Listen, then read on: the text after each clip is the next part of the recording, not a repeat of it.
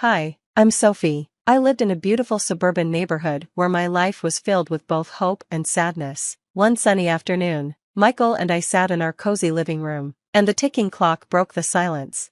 "Why don't we try another doctor, Sophie? There must be someone who can help," Michael said, sounding hopeful. I sighed, feeling the weight of years of failed treatments. "I don't know, Michael. It feels like we've seen every specialist in the state." He took my hand and looked at me sincerely. "We can't give up. We're in this together." His support kept me going, but we didn't know that trouble was coming. The doorbell rang, and Michael's mother, Evelyn, stood there, looking disapproving. "Michael, we need to talk, alone," she said, casting a contemptuous glance at me. Reluctantly, Michael followed her to the kitchen. I could hear them talking. "Michael, you need to think about your future. This situation with Sophie isn't changing," Evelyn said, her voice cold. "Mom, I love Sophie. We're not giving up on having a family," Michael replied firmly. "You need an heir to carry on the family name. Maybe it's time to consider other options," Evelyn suggested, hurting my feelings. That night, as we lay in bed, Michael wrapped his arm around me. "Don't listen to her, Sophie. We'll prove her wrong," he whispered. Days turned into weeks, and our hope returned when I finally got a positive pregnancy test. We were so happy, but our joy didn't last long. During a family dinner, Evelyn said something hurtful. "A baby with her health issues? Let's see how long this lasts," she muttered just loud enough for us to hear. I felt a lump in my throat, but Michael squeezed my hand under the table. "We're going to be fine, love," he reassured me. The next months were filled with ups and downs. Our families gathered for a baby shower, and even Evelyn pretended to be excited, but her cold gaze told a different story. "Make sure you take care of yourself, Sophie. We wouldn't want anything to happen to the baby," she said, sounding insincere. "I will, Evelyn, thank you," I replied, trying to hide my discomfort. As my due date got closer, Michael and I prepared the nursery. The walls were painted a calming pastel blue, and the crib was ready for our little miracle. "It's perfect, isn't it?" Michael said proudly. "It's everything we've ever dreamed of," I replied, feeling a mix of love and anticipation. However, our dreams shattered when complications arose during labor. The doctors rushed me into surgery, and when I woke up, they told me our baby boy didn't survive. Holding each other, Michael and I cried for the child we never got to meet. In my grief, Evelyn's hurtful words echoed in my mind. Despite our pain, we refused to give up. With each other's support, we faced our challenges head-on, determined to overcome the hurdles life threw at us. "Our love is stronger than any obstacle," Michael assured me, his voice soothing my aching heart. Through our journey of despair and hope, we learned the true meaning of resilience and the strength of unconditional love. Our story was not over, and we were ready to face whatever came our way together.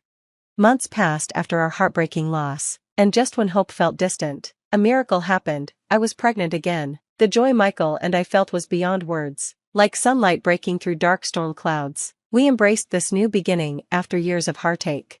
"Can you believe it, Sophie? We're going to be parents," Michael exclaimed, his eyes sparkling with excitement. The months flew by, bringing us closer to meeting our little miracle. The nursery was painted soft pink, and we often sat there imagining our lives with our baby girl.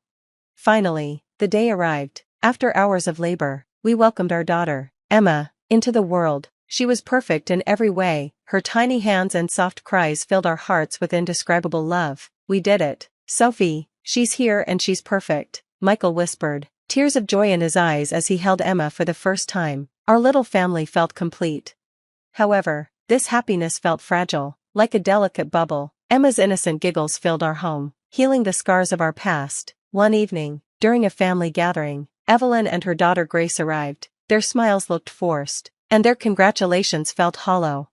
Evelyn glanced at Emma, then at me, her eyes cold and unfeeling. "A girl, huh? Let's hope she stays healthy," she remarked, her tone ominous. I felt a twinge of discomfort but pushed it aside, focusing on the joy in my arms. Michael squeezed my hand, silently promising that nothing would ruin our happiness.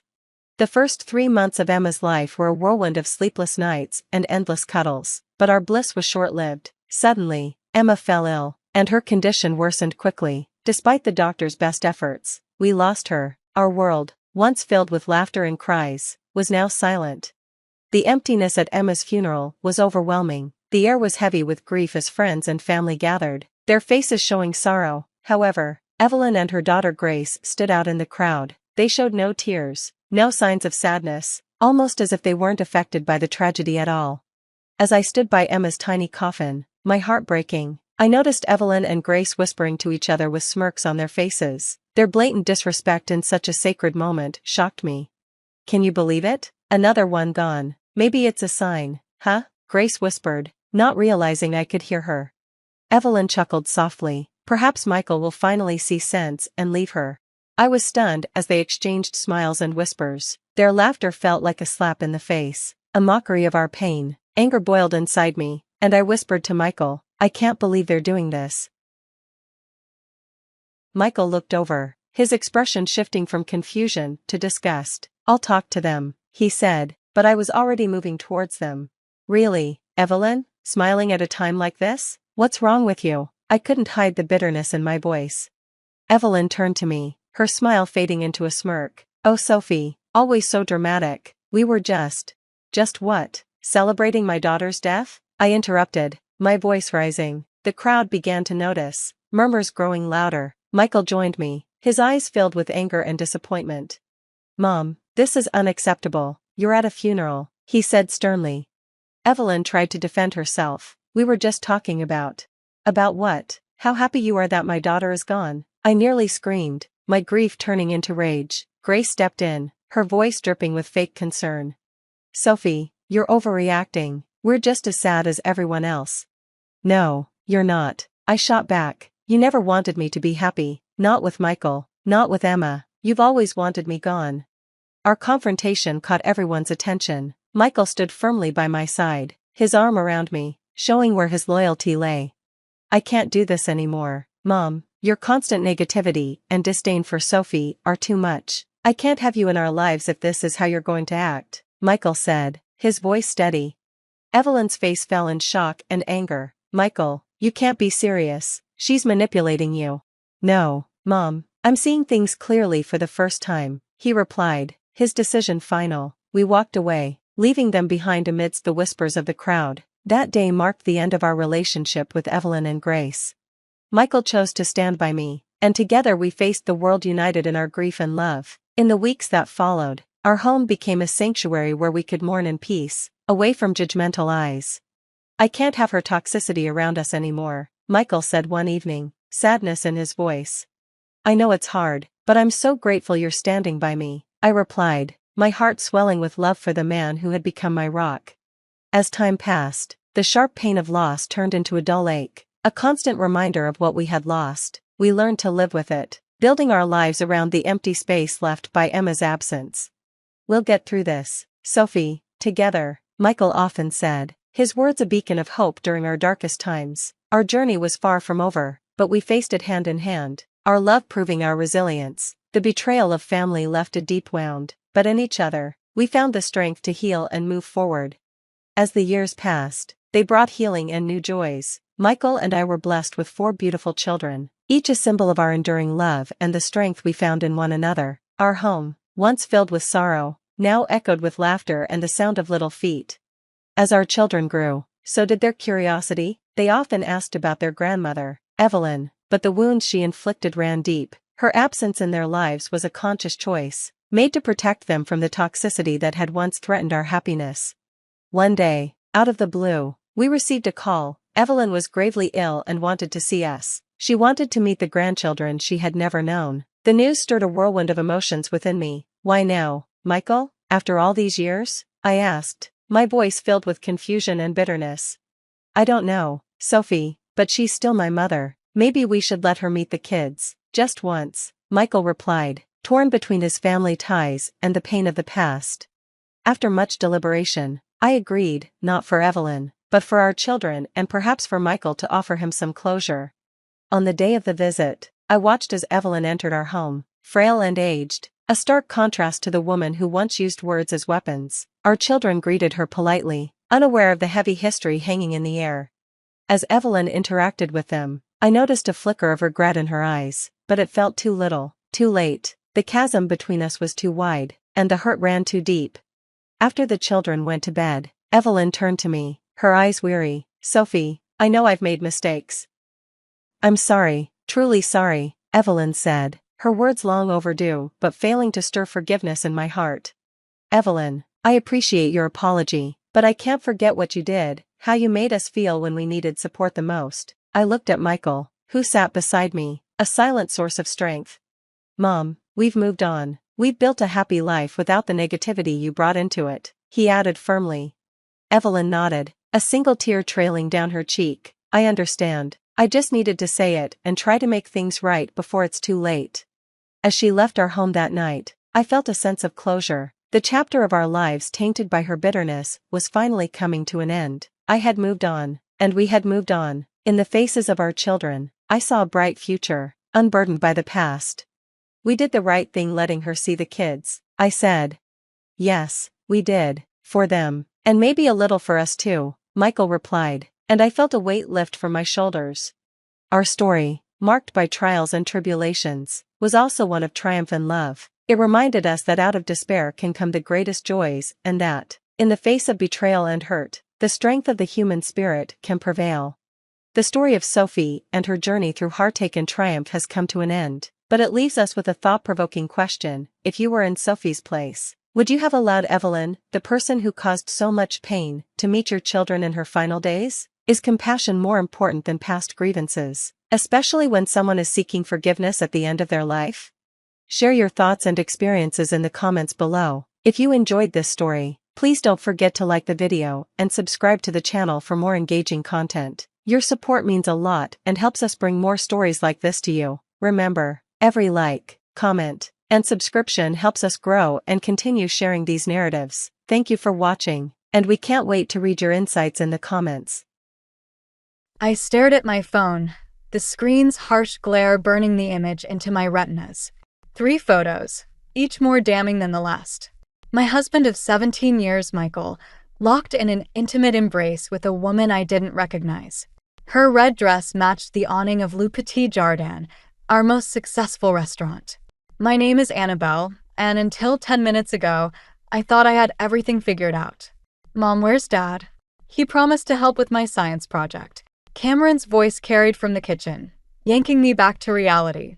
He's running late, sweetie. The lie tasted bitter. I locked my phone and slipped it into my pocket, my hands trembling slightly. I can help you instead. But he promised. The disappointment in my 14-year-old's voice cut deeper than the photos. I walked into the kitchen, where Cameron sat surrounded by papers and what looked like half of our recycling bin. His younger brother, Lucas, was sprawled on the floor, methodically arranging action figures in battle formation. What's the project about? I asked, forcing myself to focus on the present moment. Renewable energy. We're building a wind turbine. Cameron pushed his glasses up his nose, a gesture so like his father's it made my chest ache. Dad said he'd bring some materials from the restaurant supply room. Of course he did. Another promise he wouldn't keep. I gripped the kitchen counter, my knuckles white. I'll call him. The phone rang 6 times before going to voicemail. I sent a text instead. Where are you? The kids are waiting. 3 dots appeared, disappeared, appeared again. Finally, stuck in meetings. Won't make it. Sorry. Meetings. Right. The timestamp on those photos was from 30 minutes ago. He's not coming, is he? Cameron's voice was flat, resigned. When had my son learned to expect disappointment? No, but my phone buzzed again. Another message, this time from an unknown number. There's more you should know. Meet me at Cafe Luna tomorrow, 2 p.m. Mom. Lucas looked up from his toys. Your face is doing that thing. What thing? The scary thing. Like when the health inspector came. I forced a smile. Everything's fine.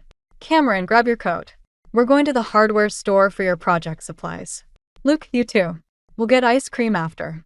But it's almost dinner time, Cameron protested. Then we'll have dessert first. The words came out sharper than intended. Both boys stared at me. Sometimes rules need to be broken. Like marriage vows, apparently. As I drove to the hardware store, my mind raced through the past few months. The late meetings, the business trips, the new cologne. Classic signs I'd chosen to ignore because I was too busy running our restaurant empire. Too confident in our shared success to imagine he'd risk it all. My phone buzzed again in my pocket. I ignored it until we parked. Another photo. This time, Michael was leaving a jewelry store, a small bag in his hand. The timestamp was from last week, the day before our wedding anniversary. I'd received nothing but a distracted kiss and a mumbled, "Sorry, crazy day." "Mom." Cameron's voice pulled me back again. "Are you okay?" I looked at my sons, one so serious, one still lost in imagination, and made a decision. Michael could betray me, but he wouldn't destroy what we'd built. Not the restaurants, and certainly not our family. "I'm better than okay," I said, pulling out my wallet. "I'm about to teach you both something important about wind and change." I paused, meeting Cameron's worried gaze. Sometimes the strongest structures are the ones that know how to bend without breaking. I stepped out of the car, already composing a message to the unknown number. I'd be at Cafe Luna tomorrow, ready to learn exactly how much bending would be required before something, or someone, broke. The morning rush at Le Petit Jardin felt different now. Every server's smile, every clink of plates carried whispers of secrets I couldn't unhear. I checked my watch, 4 hours until my meeting at Cafe Luna. The supplier's invoice doesn't match our order again. Natalie, my childhood friend and business partner, dropped a stack of papers on my desk. Third time this month. Michael usually handles this. Michael's been handling a lot of things lately.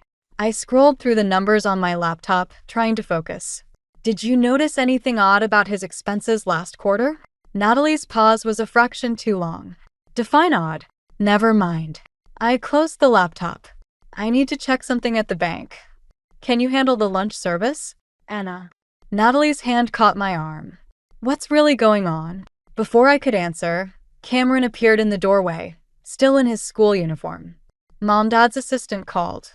He can't make my game tonight." My son's face was carefully blank, a mask I recognized from my own mirror. "I thought today was just practice." "It's the championship." I told him 3 weeks ago. Cameron's voice cracked slightly. He promised he'd be there. I stood up, my chair scraping against the floor. "I'll be there." "It's not the same." He turned and walked away, leaving the door open behind him. "That's the 4th promise Michael's broken this week," Natalie said quietly. "5th. I grabbed my purse. "But who's counting?" At the bank, the teller's sympathetic smile set off warning bells. "I'm sorry, Mrs. Lawson, but I can't access those accounts without both signatures." "Both signatures?" "These are business accounts I've managed for 15 years. The permissions were changed last week." Mr. Lawson's orders. The floor seemed to tilt beneath my feet. "When exactly?" She checked her screen. "Tuesday, 2:15 p.m. The same day as those photos." While I was teaching Lucas to ride his bike without training wheels, Michael was systematically cutting off my access to our life's work. My phone buzzed. Unknown number again. "Don't go to Cafe Luna. Meet at the docks instead. Bring the USB drive from Michael's office safe." "What USB drive?" I drove to our flagship restaurant, Le Jardin Original, where Michael kept his main office. The safe was hidden behind a vintage wine poster, his idea of subtle. The combination was our wedding date, or at least it used to be. Wrong code. I tried his birthday. Nothing. Lucas's birthday. Cameron's. Nothing. Then I remembered the jewelry store timestamp from the photo, April 15th. The safe clicked open. Inside, beneath insurance papers and property deeds, sat a small black USB drive. As I reached for it, voices approached the office. "The merger paperwork is ready." Michael's voice. "Once Annabelle signs over her shares." "She won't." A woman's voice.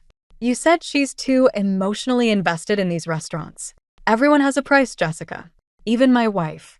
I slipped the USB drive into my pocket just as the door opened. Michael froze, his hands still on the doorknob. Behind him stood a woman in a familiar red dress. "Annabelle." Michael recovered first. "What are you doing here?" Apparently interrupting a merger discussion. I met the woman's, Jessica's, startled gaze. "Funny, I don't recall any merger plans being presented to the board." "It's preliminary," Michael said smoothly. "Jessica's family owns a restaurant group out west. We're exploring opportunities." "Among other things?" I held up my phone, showing them the photo from yesterday. Jessica's face flushed. Michael's went cold. "You're having me followed?" "Someone is. The question is why they want me to know." I moved toward the door. Oh, and Michael? Cameron's championship game is tonight. But you knew that, didn't you? I walked out, my heels clicking against the hardwood floors he'd insisted on installing. Behind me, I heard Jessica ask, "What championship game?" My phone buzzed again. Change of plans. Bring the drive to Dock 27 at midnight. Come alone.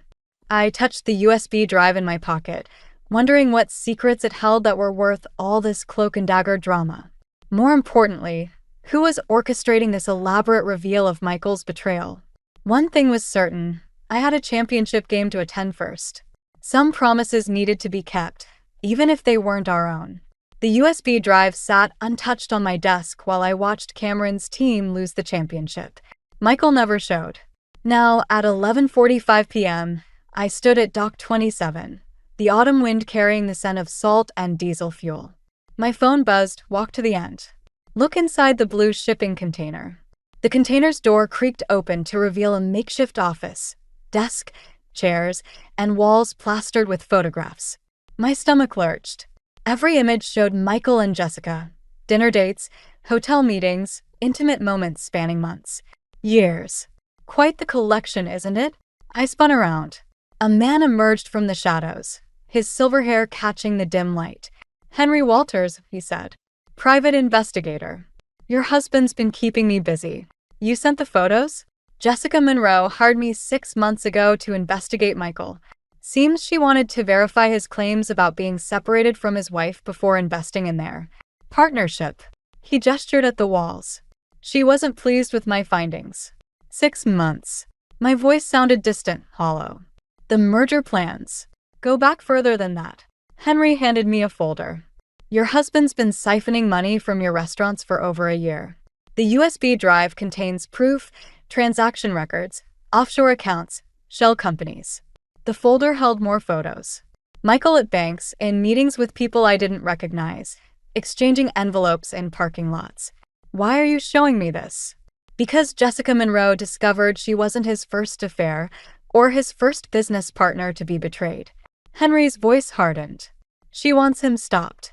My phone lit up with a text from Cameron. "Mom, Dad's here. He's taking stuff from his office. Luke scared. I have to go." I shoved the folder into my bag. "Mrs. Lawson." Henry caught my arm. "There's more. The merger? It's a hostile takeover. Once it's complete, you'll lose everything. The restaurants, the houses, even custody of your children. Michael's lawyers have already drawn up the papers." I ran to my car, breaking every speed limit between the docks and home. Michael's Mercedes sat in our driveway, trunk open. Inside, Lucas huddled on the stairs while Cameron stood guard. "What's going on?" I demanded. Michael emerged from his office carrying a box. "Just collecting some personal items." At midnight, the merger meeting got moved up. He wouldn't meet my eyes. "Jessica's board wants to finalize things tomorrow." "Does her board know about the other women?" The words escaped before I could stop them. "Or just the money you've been stealing?" Michael froze. "What are you talking about?" "The USB drive in your safe. The offshore accounts. Henry Walters says hello, by the way." The box slipped from his hands, papers scattering across the floor. Among them, custody documents with my name highlighted. "You're trying to take my children?" My voice shook with rage. "They need stability." Stability. I laughed, the sound sharp and foreign. Like missing Cameron's championship game? Like making Lucas cry himself to sleep because you forgot his birthday? "Mom." Cameron's voice cracked. "Go upstairs, both of you," I said, not taking my eyes off Michael. "Pack overnight bags. We're staying at Aunt Natalie's." "You can't take them." Michael stepped forward. "I won't allow." "Like you didn't allow me access to our accounts?" I pulled out my phone. Should I call the police about the embezzlement? Or maybe the IRS would be interested in those offshore transfers. "You're bluffing." "Try me." I held up the USB drive. "I haven't looked at this yet. Want to tell me what I'll find?" Michael's face contorted. "You bitch." "Dad." Cameron stood at the top of the stairs, Lucas clutching his hand. Both boys stared at their father, seeing him clearly for the first time. Michael stepped back, straightening his tie. "This isn't over." "No," I agreed. "It's just beginning." After he left, I held my boys while they cried, their tears soaking my shirt. My phone buzzed with a text from Henry. "There's a lawyer you should meet. Thomas Reed. He specializes in cases like yours." I looked at the custody papers scattered across the floor, at the USB drive that could destroy the man I once loved, at my children's shattered innocence. "Mom," Lucas whispered. "Are we going to be okay?" I kissed his forehead, tasting salt. "Yes, baby. We're going to be more than okay. We're going to fight back." Natalie's guest room felt like exile. 3 days of sleeping on borrowed sheets while my children whispered in the next room, trying to make sense of their shattered world. The USB drive's contents spread across my laptop screen. Transaction records, secret accounts, emails that made my stomach turn. "You need to see this." Thomas Reed, the lawyer Henry recommended, placed a document on Natalie's kitchen table. "Michael filed for emergency custody this morning." I scanned the papers, my coffee growing cold. "He claims I'm unstable and that you're embezzling funds." Thomas's voice remained steady, professional. "He's painting you as a vindictive wife manufacturing evidence to destroy him. He's using my own strategy against me." "Smart move." Thomas leaned back, studying me. "The judge will freeze all assets pending investigation, including your personal accounts." A door creaked upstairs. Cameron appeared, Lucas trailing behind him. They'd gotten ready for school without being asked, their small act of independence breaking my heart. "Mom." Cameron held out his phone. "Dad wants us to have dinner with him." "And Jessica." Lucas's face crumpled. "I don't want to meet her." "You don't have to." The words came out sharper than intended. Thomas raised an eyebrow. "Actually," he said gently, refusing could support Michael's claims about parental alienation. My fingers curled around my coffee mug, knuckles white. "When?" "Tonight," Cameron said. "At Le Petit Jardin." Our restaurant. Our first success. Now his battlefield. "I'll drive you," I managed. He sent a car. Cameron wouldn't meet my eyes. "It's already outside." Through Natalie's window, I saw the sleek town car idling in the driveway. Michael's power play, delivered with perfect timing. "Go get ready," I said. "I need to speak with Mr. Reed." Once they were upstairs, Thomas slid another document across the table. "There's something else. The merger agreement? Jessica Monroe isn't the primary investor." "What?" "Her name's being used as cover. The real money comes from Carlton Industries." The mug slipped from my hands, coffee spreading like blood across the papers. Carlton Industries, the corporation that tried to buy us out 5 years ago. Michael had called them vultures, swore we'd never sell. "He's not just taking my children," I whispered. "He's selling our entire legacy to the people who wanted to destroy it." "Mom." Lucas stood in the doorway, backpack clutched to his chest. "Are you crying?" "No, baby." I wiped my eyes. Just spilled my coffee. The boys left in Michael's car, Lucas looking back until they turned the corner.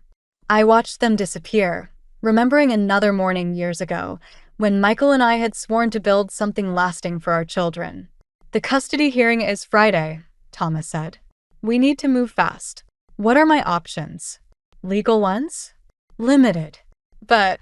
He hesitated. "Henry Walters sent me something interesting about Jessica Monroe's past. Seems she has her own secrets." My phone buzzed. A message from an unknown number. "Meet me at Le Petit Jardin. Back entrance." "Aggie." "Jessica wants to meet," I said. Thomas frowned. "It's probably a trap. Or an opportunity." I stood up, decision made. "What time's your last appointment today?" 6. "Why?" "Because I need you to be my backup. If I'm not out by 7, call this number." I wrote down Henry's contact. "And Thomas? Thank you for not telling me to take the high road." He gathered his papers, a hint of a smile playing at his lips. "The high road rarely leads to justice, Mrs. Lawson. Sometimes you have to dig through the dirt to find the truth." I watched him leave, then opened my phone's gallery. A photo from 3 years ago. Michael and me at Le Petit Jardin's anniversary party, champagne glasses raised in triumph. His smile held secrets even then, I realized. I just hadn't wanted to see them. Time to stop playing defense. Michael thought he could use our children as pawns? Fine. But he'd forgotten who taught him how to play chess in the first place. I texted Jessica back. "See you at 6. Le Petit Jardin's back entrance still smelled of garlic and rosemary. Jessica Monroe waited in the shadows, her red dress replaced by a tailored black suit that screamed corporate takeover. "Your children seem sweet," she said. "Cameron has your eyes." My hand tightened on my purse. "Skip the small talk. Why am I here?" "Because Michael's lying to both of us." She pulled out a tablet. Carlton Industries didn't approach him. He approached them. 6 months before he met me. The security light flickered, casting strange shadows across her face. "Why should I believe you?" "Because I just lost $30 million investing in a lie." She handed me the tablet. "And because he's meeting with their board right now, selling them controlling interest in all our properties, including mine." Email trails, meeting minutes, transaction records, all documenting Michael's systematic betrayal of everyone who trusted him. "You were never his partner. I was his mark." Jessica's laugh held no humor. "Just like you." A text lit up my phone. "Cameron. Dad's taking us to Carlton Industries' office. Says we need to meet important people." "He's using our children as props," I said, my voice hollow. "To seal the deal." "There's more." Jessica glanced over her shoulder. "Carlton plans to liquidate everything. The restaurants, the properties. All of it. They'll strip the assets and fire everyone. 17 years of work. Hundreds of employees. Our children's inheritance. All being dismantled in a boardroom while Michael paraded our sons like show ponies." "I have a proposition," Jessica said. "One that could save everything." "I'm listening." "I have proof of Michael's fraud.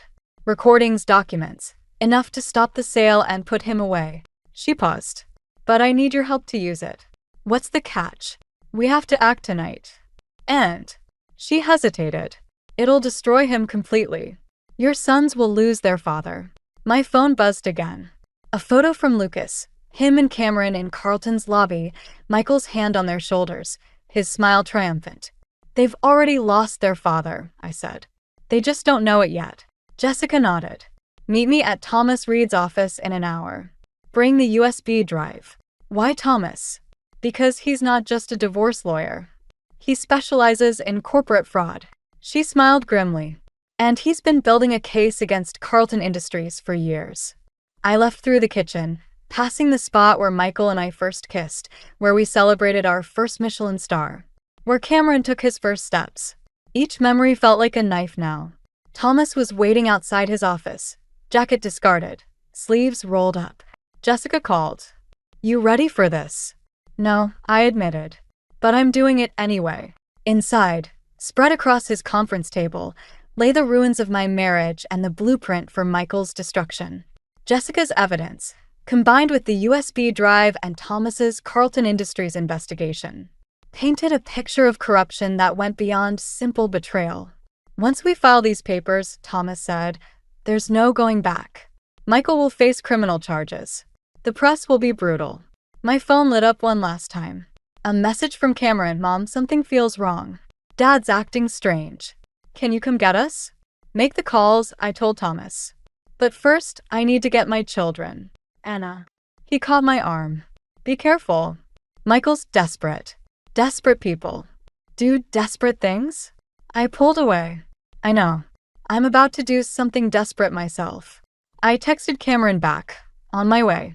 Stay in the lobby." Jessica watched me gather my things. "You know this isn't just about revenge anymore, right?" "It never was." I met her gaze. "It's about justice. And protecting what matters." As I drove toward Carlton Industries, my rearview mirror showed Le Petit Jardin's lights going dark. Our first restaurant, where we'd built our dreams. By morning, those dreams would be ashes. But from them, something new would rise. Something stronger. Something honest. Something worth fighting for. Carlton Industries' lobby gleamed with cold marble and colder ambition. Cameron and Lucas weren't there. Instead, Michael waited by the elevator, his smile sharp as broken glass.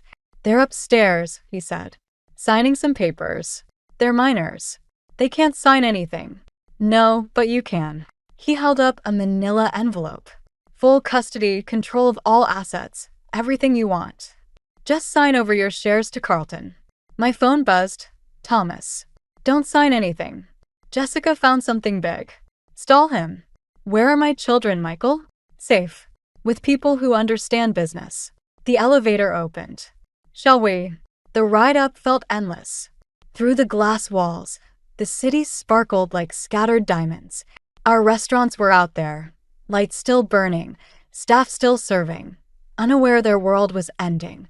The boardroom door opened to reveal Carlton's CEO, Richard Barnes, with our sons. Lucas clutched Cameron's hand, both boys pale under the fluorescent lights. "Mom," Cameron started. "Quiet," Michael snapped. Lucas flinched. "Mrs. Lawson." Barnes gestured to a chair. "Let's discuss the future of your family's legacy. Let my children leave first. They stay." Michael's voice had an edge I'd never heard before. "Sign the papers, Anna. Don't make this harder." My phone vibrated again. "Jessica, don't sign. Evidence of kidnapping plot. FBI involved. Thomas calling now. You were going to take them, weren't you?" The realization hit like ice water. "After the sale. That's why you filed for emergency custody." Michael's smile slipped. "You always were too clever." "Dad," Cameron's voice cracked. "What's he talking about?" "A fresh start," Michael said. "Away from all this mess. Away from her." The boardroom phone rang. Barnes answered, his face darkening. "What do you mean, federal agents?" Chaos erupted. Michael lunged for the papers. Cameron grabbed Lucas, pulling him toward the door. Barnes shouted into the phone. "Stop them," Michael ordered, but I was already moving, placing myself between my children and the men who thought they could buy them. "It's over," I said. "The FBI has everything. The fraud, the embezzlement, the custody plot. Jessica gave them all of it." Michael's laugh turned ugly. "Jessica? My Jessica? She wouldn't." "Your Jessica?" A new voice cut through the chaos. Jessica stood in the doorway, flanked by federal agents. "I was never yours, Michael. Just like these restaurants were never just yours. You forgot the cardinal rule of business. Never underestimate your partner," I finished. The agents moved in. Michael's face contorted with rage. "You'll regret this. All of you." You'll what?" Thomas appeared behind Jessica, his usual calm replaced by cold fury. "Threaten your children again?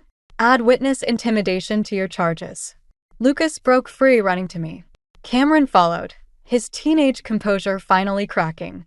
I held them both as the agents read Michael his rights, as Barnes was led away in handcuffs, as our world shifted on its axis once again. "Mom," Lucas whispered against my shirt. "Is it really over?" I met Jessica's eyes over their heads. She nodded slightly, holding up her phone. On the screen, headlines were already breaking. Carlton Industries CEO arrested in fraud scheme. Restaurant empire saved by whistleblowers. "Almost," I told him. "We just have to be brave a little longer." Later, in Thomas's office, surrounded by federal agents and paperwork, Cameron asked the question I'd been dreading. "Will we ever see Dad again?" The answer stuck in my throat. "How do you tell your children their father chose greed over them? That he'd planned to steal them away, destroy everything we'd built, all for power and pride? Your father made some bad choices," Thomas said gently. "But that doesn't erase the good memories. It just means we have to make new ones." My phone lit up one last time. "Natalie, the restaurants are packed. Everyone's talking about how you saved them. When are you coming home?" Home. Not to the house Michael and I had shared, but to the restaurants where our dream began, where our children grew up, where, perhaps, we could build something new from the ashes of betrayal. Soon, I texted back. "We're all coming home soon." The prison visiting room smelled of industrial cleaner and desperation. Michael sat across from me, orange jumpsuit stark against his pale skin. 3 weeks in custody had stripped away his polished veneer. "The prosecutors offered a deal," I said, sliding the document across the table. "Sign over your shares, testify against Carlton Industries, and they'll recommend reduced sentencing." His laugh held no humor. "So you get everything? The restaurants, the children, the legacy." "Our children aren't assets, Michael. They never were." "No." He leaned forward. "Then why bring the deal yourself? Why not let the lawyers handle it?" "Because Cameron asked me to." The words hung between us. "He wants to understand why." Michael's facade cracked slightly. "How are they?" "Lucas has nightmares. Cameron's in therapy. They both miss their father, but they're afraid of the man he became." The man I became? His voice sharpened. I became exactly what you wanted. Successful, powerful, unstoppable. I wanted a partner. A father for our children. Not. I gestured at the prison walls. A criminal? He smiled, that familiar sharp-edged grin. Check your text messages. My phone buzzed on cue. An unknown number. The offshore accounts weren't all his. Check the dates. What is this? Insurance. Michael sat back. You really think I acted alone? That sweet Jessica wasn't playing both sides? That your precious Thomas Reed's hands are clean? The guard stepped closer, sensing tension. You're lying, I said, but doubt crept in. We have proof. You have what we wanted you to have. Another text lit up my phone. Restaurant inspection records, dated before our marriage. Health code violations, buried bribes. That's right, Michael whispered. Our empire was built on fraud from the beginning. Your signature's on those early papers too, Anna. How long before someone connects the dots? My hands shook. The children. We'll lose both parents instead of one. He pushed the plea deal away. Unless we protect each other. Like we used to. The guard called time. I stood, legs unsteady. Think about it, Michael said. You have 24 hours before I tell the prosecutors everything. Including your role in the early days. Outside, Thomas waited by the car. Are you okay? You look pale. My phone buzzed again. Another text, this time with proof. My signature on falsified documents from 15 years ago. Documents I'd signed without reading, trusting Michael's guidance. Anna, Thomas touched my arm.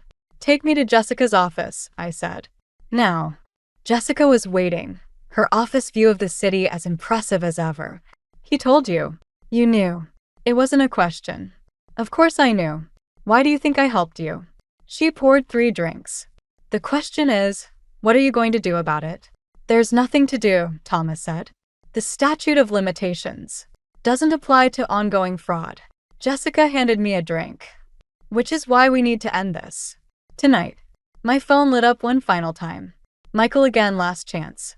Protection or destruction? Your choice.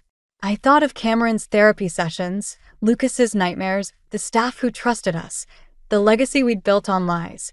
No more deals, I said. No more secrets.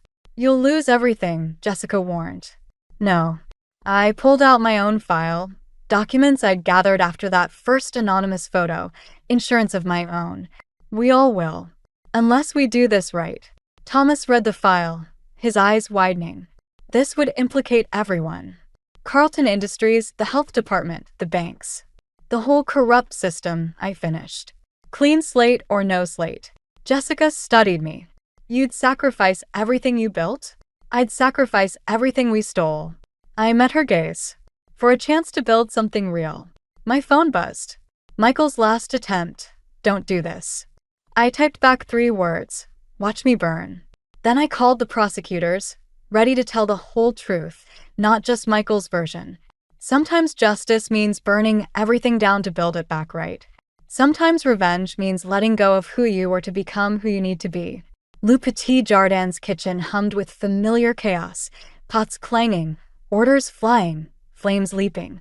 I stood in the doorway, watching our staff prepare for tonight's reopening. The health inspector signed off on everything, Natalie said, handing me the paperwork. Clean slate. Clean slate. The words echoed from 6 months of investigations, testimonies, and rebuilding. The prosecutors had called it a landmark case in corporate fraud. The papers called it the restaurant empire's fall. Cameron called it finally telling the truth. Mom. Lucas tugged at my sleeve. Can I help plate the desserts?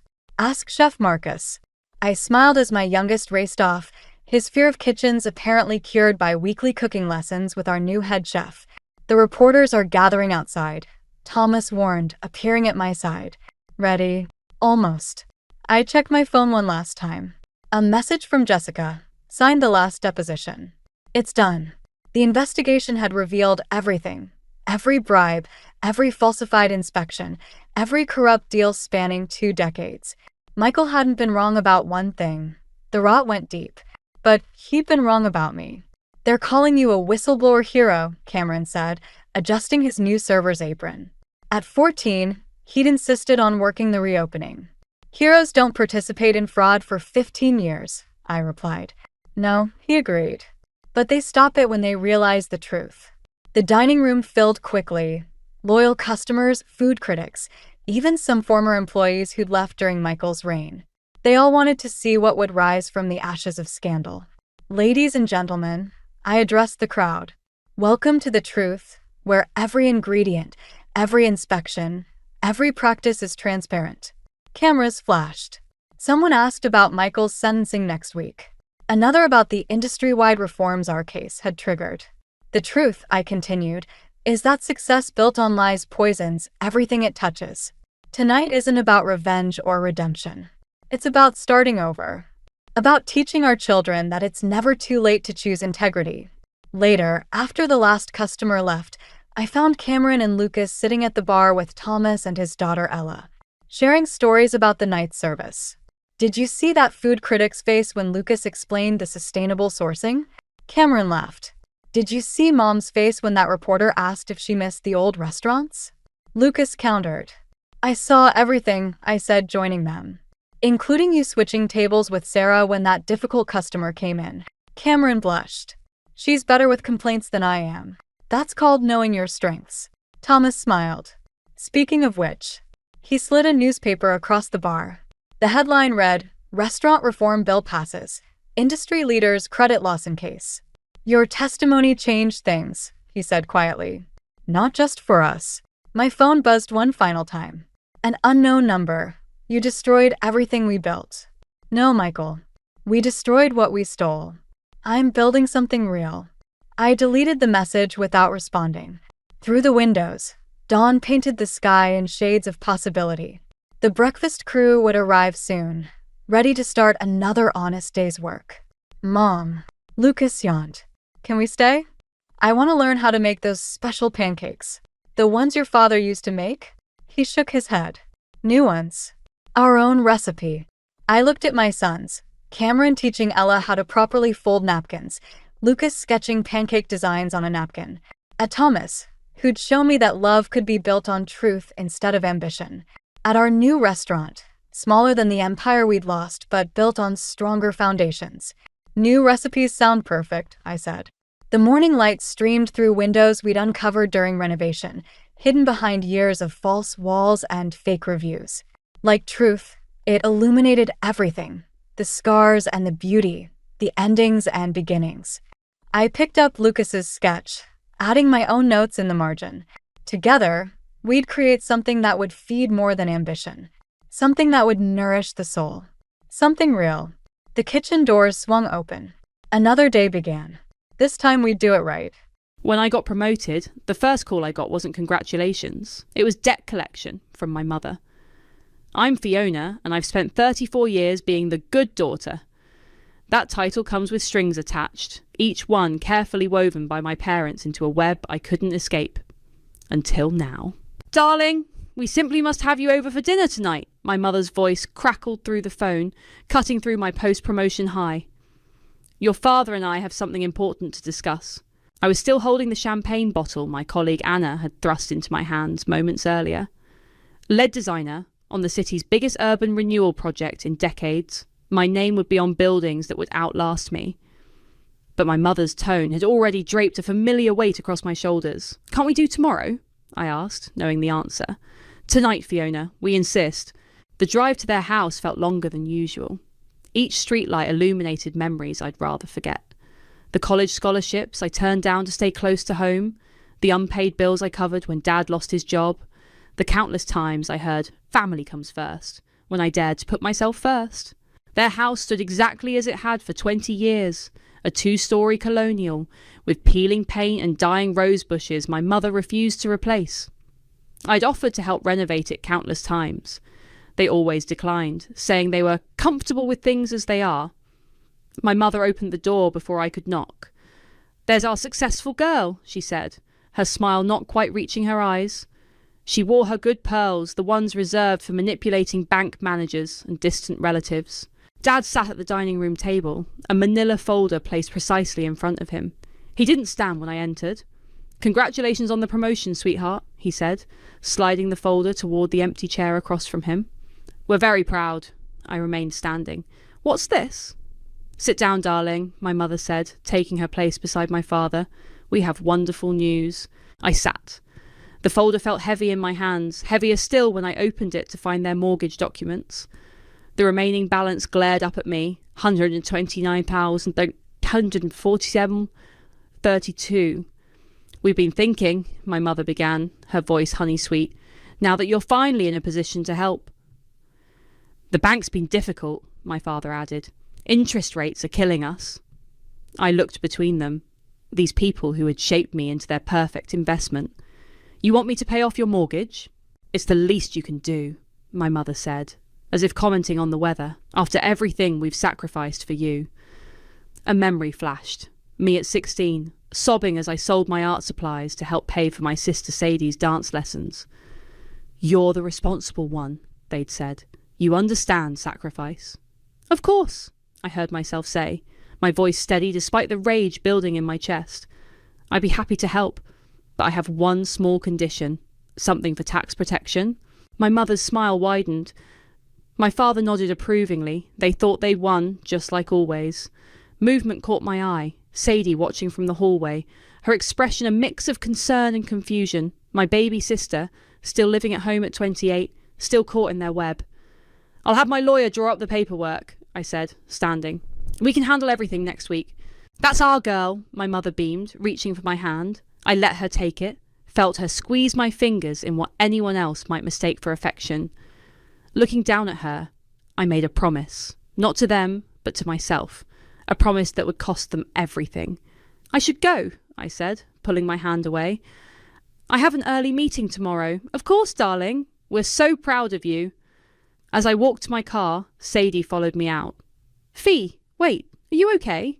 I turned to her, saw the worry in her eyes. I'm fine, Sade. Everything's going to be fine. You seem different. I smiled, feeling lighter than I had in years. Maybe I am. Driving home, I pulled over to send a text to an old number I'd never deleted. Damien, I know it's been a while, but I need a favour. Legal stuff. Call me? My phone buzzed almost immediately. Still practicing family law? What do you need? I looked back at my parents' house, barely visible in my rearview mirror. A very specific document, I typed. One that looks simple, but isn't. Like our parents taught us, always read the fine print. That night, I slept better than I had in years, dreaming of foundations crumbling and new buildings rising from their ashes. Sometimes, the best revenge isn't served cold, it's served with a signature line and a notary stamp.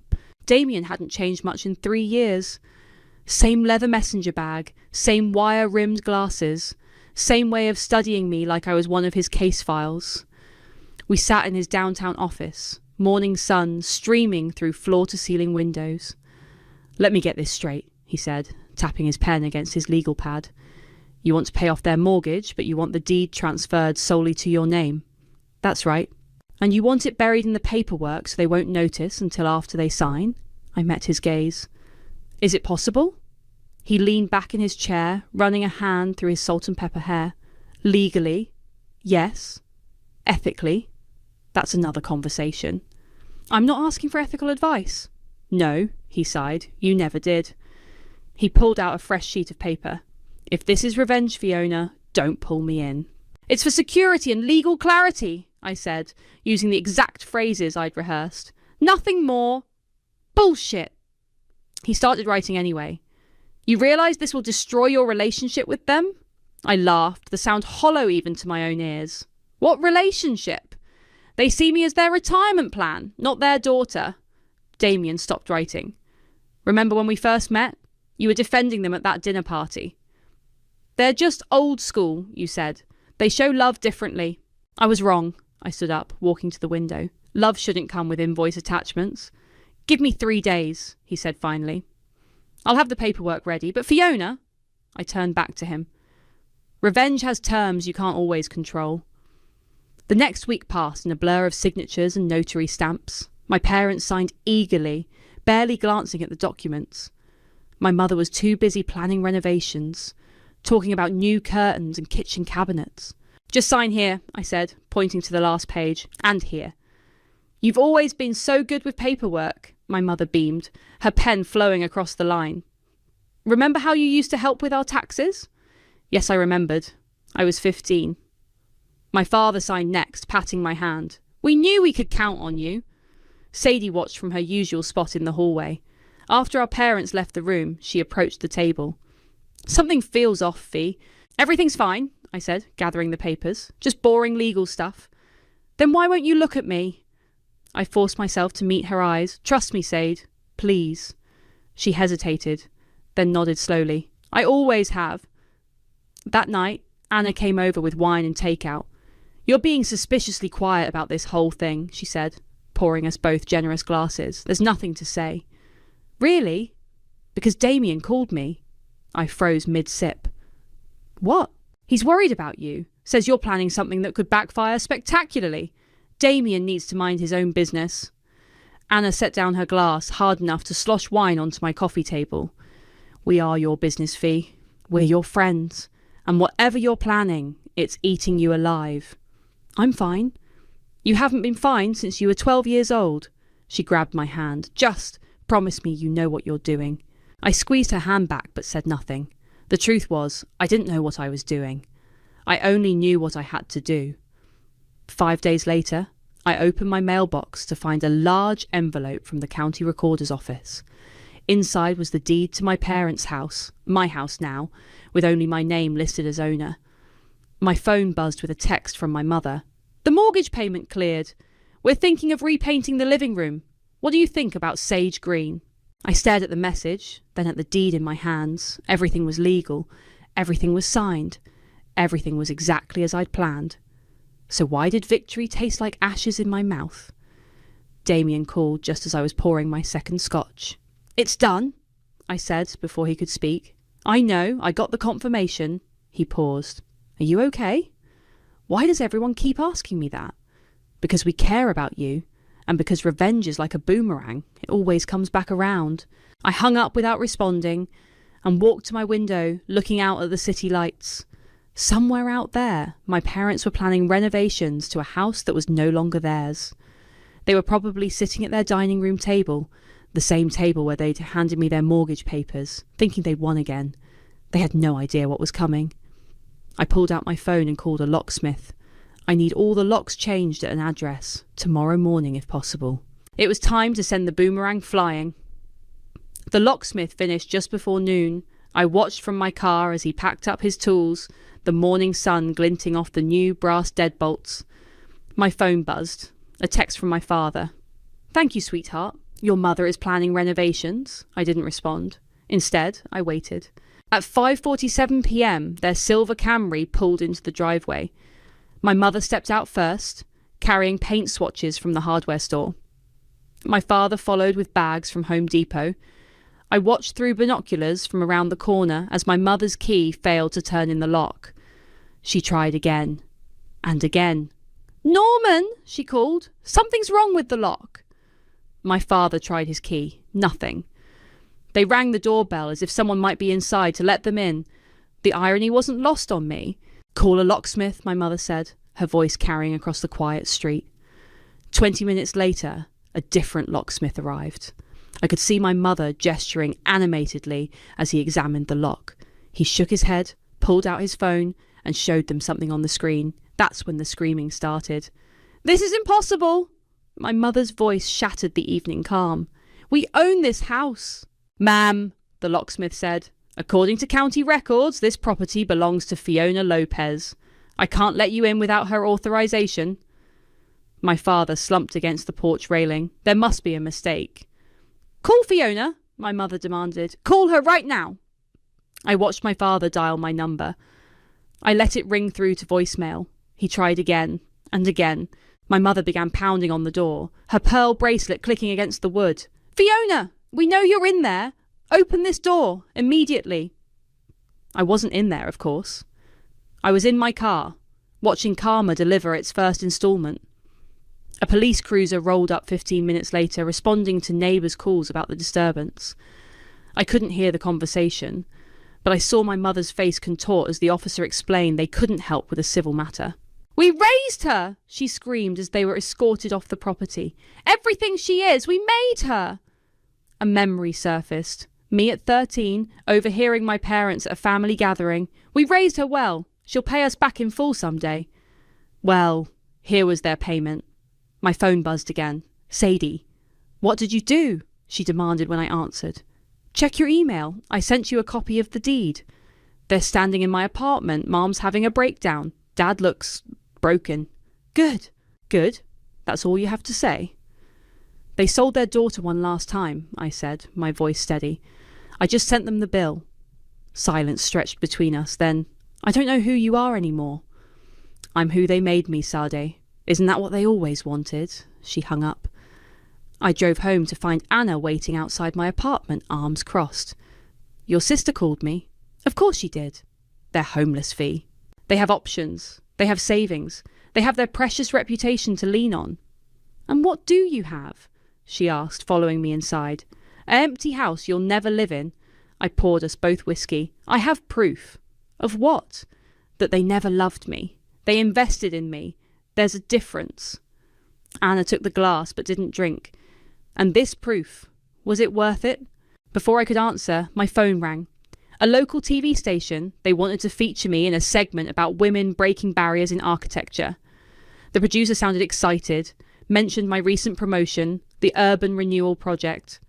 We'd love to film at your home, she said. Show our viewers the woman behind the designs. I looked at Anna, who was watching me with sad eyes. Actually, I said, I have the perfect location in mind. After Anna left, I sat in my darkened apartment, scrolling through messages. Missed calls from my parents, texts from Sadie, a single message from Damien. You okay? My mother's final voicemail played. How dare you? After everything we've done for you. This isn't over, Fiona. You think you've won, but you have no idea what's coming. I deleted it and poured another drink. The TV producer had been right. This would make a great story. Successful architect, innovative designs, breaking glass ceilings. They'd film me in front of my parents' house, my house now, and talk about building futures. They'd never know I'd just demolished my past. My phone buzzed one last time. A text from an unknown number. Your parents are with me. I'm their lawyer. Expect papers in the morning. I smiled into my whiskey. Let them come. I'd learned from the best, after all. Everything in writing, everything legal, everything signed on the dotted line. The game was just beginning. Sadie showed up at my apartment unannounced, clutching a cardboard box of old photo albums. Her eyes were red-rimmed, her normally perfect hair pulled back in a messy ponytail. They're staying at Aunt Marie's, she said, pushing past me into the living room. Mum's having anxiety attacks. Dad barely speaks. And, she whirled on me, and that's all you have to say. They're our parents, Fee. Are they? I gestured to the box. What's all this? Sadie dumped the contents onto my coffee table, photos, journals, old report cards scattered across the surface. Evidence, she said, her voice shaking. I've been up all night looking through everything, trying to understand. She held up a photo, me at my high school graduation, standing rigid while our mother adjusted my honours sash. Look at your face here. You're not smiling. Why aren't you smiling? Because Mum had just told me I couldn't go to MIT. Family needs me close. I never knew that. You were 12. You weren't supposed to know. Sadie picked up one of my old journals, opened to a dog-eared page. Dad lost his job again. Mum says I need to skip the architecture summer programme to help with bills. I hate them sometimes. I hate them so much it scares me. She looked up. You were 16. Put it away, Sade. No. She grabbed another photo. Here's Christmas when you got that scholarship. Mum's not even looking at you. She's looking at the cheque. I poured myself a drink. Why are you doing this? Because I need to understand. She slammed her hand on the table. Was I blind? Was I just the stupid little sister who never saw what was happening? You were protected. I made sure of it. I didn't ask for protection. Tears spilled down her cheeks. I asked for a sister who trusted me enough to tell me the truth. My phone buzzed. Another message from a relative I hadn't spoken to in years. They'd been coming all week, ever since my mother started her whisper campaign. Did you hear what she's telling people? Sadie asked, wiping her eyes. That you're unstable. That you manipulated them. That you're having some kind of breakdown. Let her talk. She's destroying your reputation, I laughed. My reputation? I just made Woman of the Year in Design. I'm leading the biggest urban renewal project in the city. My reputation is just fine. For now. Sadie picked up another journal. But Mom's good at what she does. She's already got half the family convinced you're crazy. The family that never once asked why I was paying their bills? That family? Sadie fell silent, flipping through more photos. Finally, she looked up. So what now? You sit on their house forever? Is this the win you dreamt of? Before I could answer, Anna burst through my front door. Your mother just called me. Wonderful. She's hysterical, Fee. Says she's going to the media about elder abuse. I rolled my eyes. With what evidence? She doesn't need evidence. She needs sympathy. And she's really good at getting it. My phone rang. Damien. I put it on speaker. They're filing a motion to sue, he said without preamble, claiming elder financial abuse and coercion. Sadie's face went pale. Can they do that? They can try, Damien replied. But Fiona, they've hired Patricia Maxwell. My stomach dropped. Patricia Maxwell. The shark of family court, known for turning simple cases into media circuses. Let them come, I said. But my voice wavered.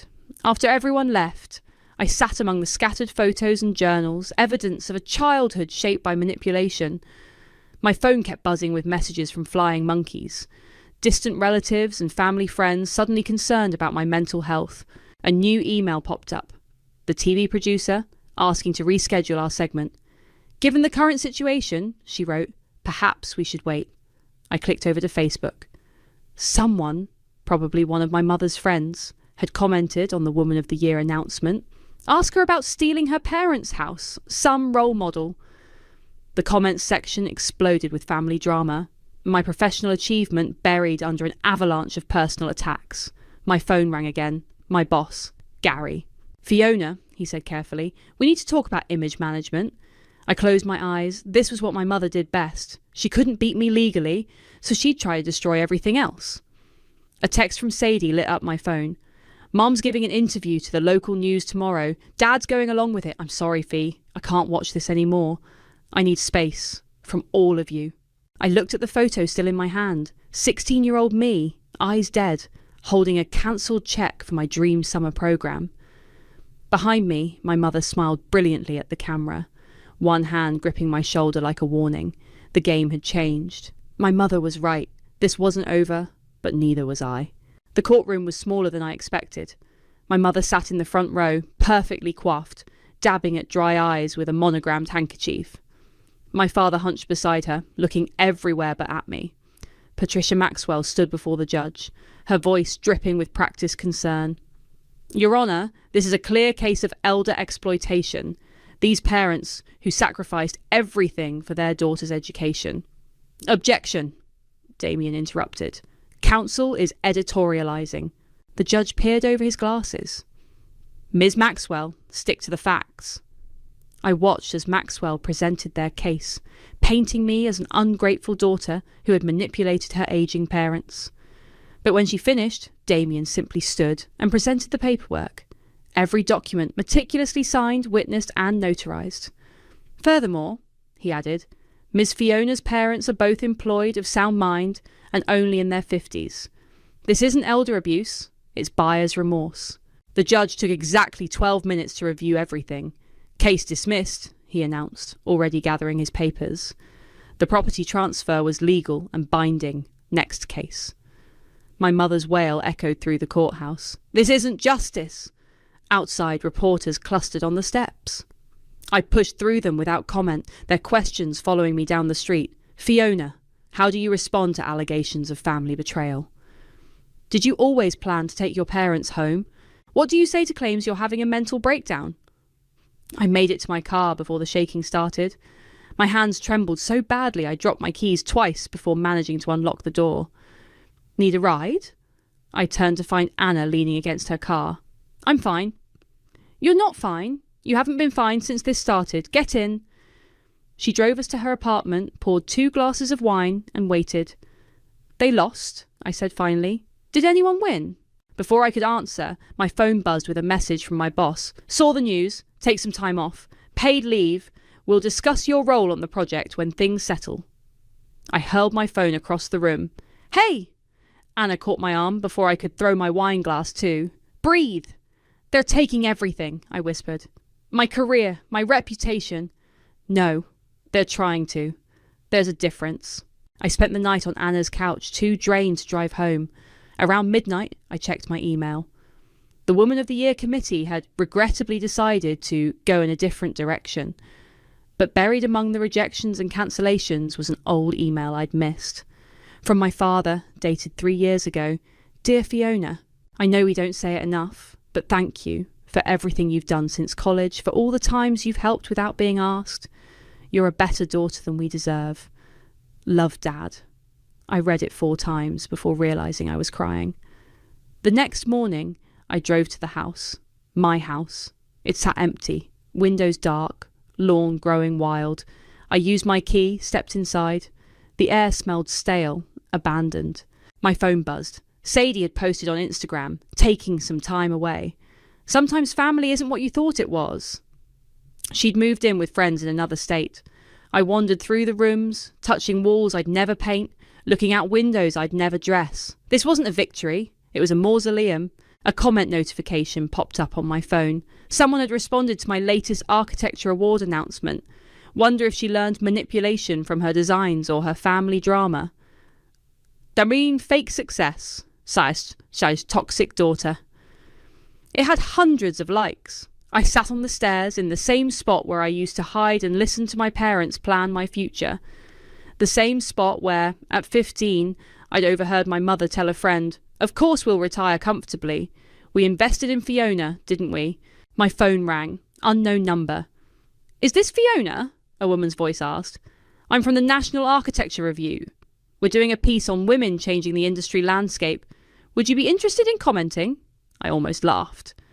"About architecture or about my family?" "About resilience," she replied. "About building something lasting in unstable conditions." Before I could respond, another call beeped through, the nursing facility where my father's doctor practiced. "Miss Fiona? Your mother listed you as the emergency contact. Your father's had a mild stroke." The world tilted sideways. I gripped the banister, my knuckles white against the wood. "He's asking for you," the nurse continued. "Will you come?" I looked around the empty house, at the shadows of family photos long removed from the walls, at the space where my mother's favourite vase used to sit, at all the hollow places where love should have been. "I'll be there in 20 minutes. Sometimes karma comes with a hospital bracelet. My mother stood in the hospital hallway, cigarette smoke clinging to her clothes despite the no smoking signs everywhere. She blocked my path to Dad's room. "Come to finish what you started." Her voice could have frozen hell. Something in me snapped. Years of carefully contained rage burst through the dam. "Move," I said. "Or what? You'll steal my husband like you stole my house." I stepped closer, close enough to see the fear flicker behind her anger. "You want to do this here? Fine, let's do it. You ungrateful little..." "Ungrateful?" My laugh echoed down the sterile hallway. "For what? The childhood spent managing your finances. The college dreams I gave up. The therapy bills I'll be paying until I'm 60. We gave you everything. You gave me responsibility without authority, guilt without love, obligations without choices." My voice rose with each word. "You wanted loyalty without decency, respect without love. You're not mad that I betrayed you. You're mad I finally learned to mirror you." A nurse poked her head out of a nearby room. "Ladies, please!" My mother's face hardened. "One day you'll need someone, and no one will be left to care. Better alone than trapped in your web of manipulation. Is that what you think this was? We were preparing you for life." "No," I said, my voice dropping to a whisper. "You were preparing your retirement plan. But I was never your investment. I was your daughter, and you couldn't tell the difference." She raised her hand to slap me or gesture, I'll never know, but I caught her wrist mid-air. "Don't," I warned. "I'm not 15 anymore." A doctor approached, clipboard in hand. "Miss Fiona, your father's asking for you." I released my mother's wrist and walked past her into Dad's room. He looked small in the hospital bed, tubes snaking from his arms, monitor beeping steadily. "Fee." His voice was weak. "I'm here." "The house." Don't, Dad. Not now. He shook his head slightly. Need to say, was wrong. Let her control everything. Wasn't fair. I sank into the chair beside his bed. Why didn't you ever stop her? Easier to let you handle it. You were always stronger. I was a child. I know. His eyes closed. I know. I left an hour later. My mother was gone, but the scent of her cigarettes lingered. My phone showed 3 missed calls from Damien. Where are you? He asked when I called back. Hospital. Dad had a stroke. Jesus, Fee, are you okay? Why does everyone keep asking me that? Because we care about you. And because this vendetta is destroying you. I hung up and drove to the house. My house. The for sale sign in the yard swayed in the evening breeze. I'd listed it yesterday, unable to stomach the thought of living there. Inside, I tried to host an impromptu housewarming for my work friends. They came, brought wine, made awkward conversation, but I couldn't stay overnight. The walls held too many echoes. Nice place, my colleague Mark said, studying the living room. Lots of history, if he only knew. After everyone left, I climbed the stairs to my old bedroom. It was empty now, but muscle memory led me to the loose floorboard under the window. I pried it up, reached inside, and pulled out a dusty notebook. My childhood sketches filled the pages. Houses, buildings, entire cities. None of them looked like this prison I'd grown up in. They were full of light, of space, of freedom. A text from Sadie lit up my phone. Heard about Dad. How is he? Alive. Sorry you had to find out from someone else. I'm staying with Anna. Can we talk? About what? About how you're living in a house you hate to prove a point to people who'll never understand it. I closed the notebook. Not tonight, Sade. Then when? This isn't you, Fee. The sister I know builds things. She doesn't destroy them. But maybe this was me. The me they'd created. The me they'd trained to calculate every emotional transaction, to measure love in dollars and cents. My phone buzzed again. The realtor. Someone wanted to view the house tomorrow. They say it has sentimental value, she wrote. Some connection to your father's family. I didn't know of any living relatives on Dad's side. He never talked about them. Standing in my empty childhood bedroom, surrounded by ghosts of conversations never had and love never given, I realised something. Revenge wasn't sweet. It was exhausting. And I was so tired. Dad was awake when I visited the next morning, sitting up in bed and attempting to eat hospital jello. His hands shook with each spoonful. The doctor says it was minor, he said, voice stronger than yesterday. No permanent damage. I sat in the visitor's chair, watching him struggle with the spoon. Let me help. No. He set the spoon down. I've let others handle things for too long. Silence stretched between us, filled only by the steady beep of monitors. She blamed you, he said finally, from day one, for everything. I know. The mortgage. The house. He closed his eyes. It wasn't fair. None of it was fair. Then why did you let it happen? Because I was weak. He opened his eyes, met mine directly for perhaps the first time in my life. Because it was easier to let her direct her anger at you than face it myself. I felt tears building, but refused to let them fall. I was your daughter. You were, and I failed you. He reached for my hand. The house. Do what you want with it. It was never really a home anyway. That's when I broke. Not in grief, but in mourning for everything that never was. Every I love you never spoken. Every hug never given. Every moment of protection I should have had, but didn't. I listed it for sale, I said through tears. He nodded. Good. Outside his room, my mother stood smoking in the hospital parking lot, breaking at least 3 regulations. Our eyes met through the glass doors. We didn't speak. Just stared at each other across the distance of decades of damage. My phone buzzed. The realtor again. The potential buyer is here. Can you meet us at the house? I drove there slowly, trying to compose myself. A black SUV was parked in the driveway when I arrived. An older man stepped out, his face oddly familiar. Miss Fiona? He extended his hand. I'm Robert Franklin. Franklin? I frowned. Like my father's. I'm his brother, well, half-brother. The world tilted sideways. Dad doesn't have a brother.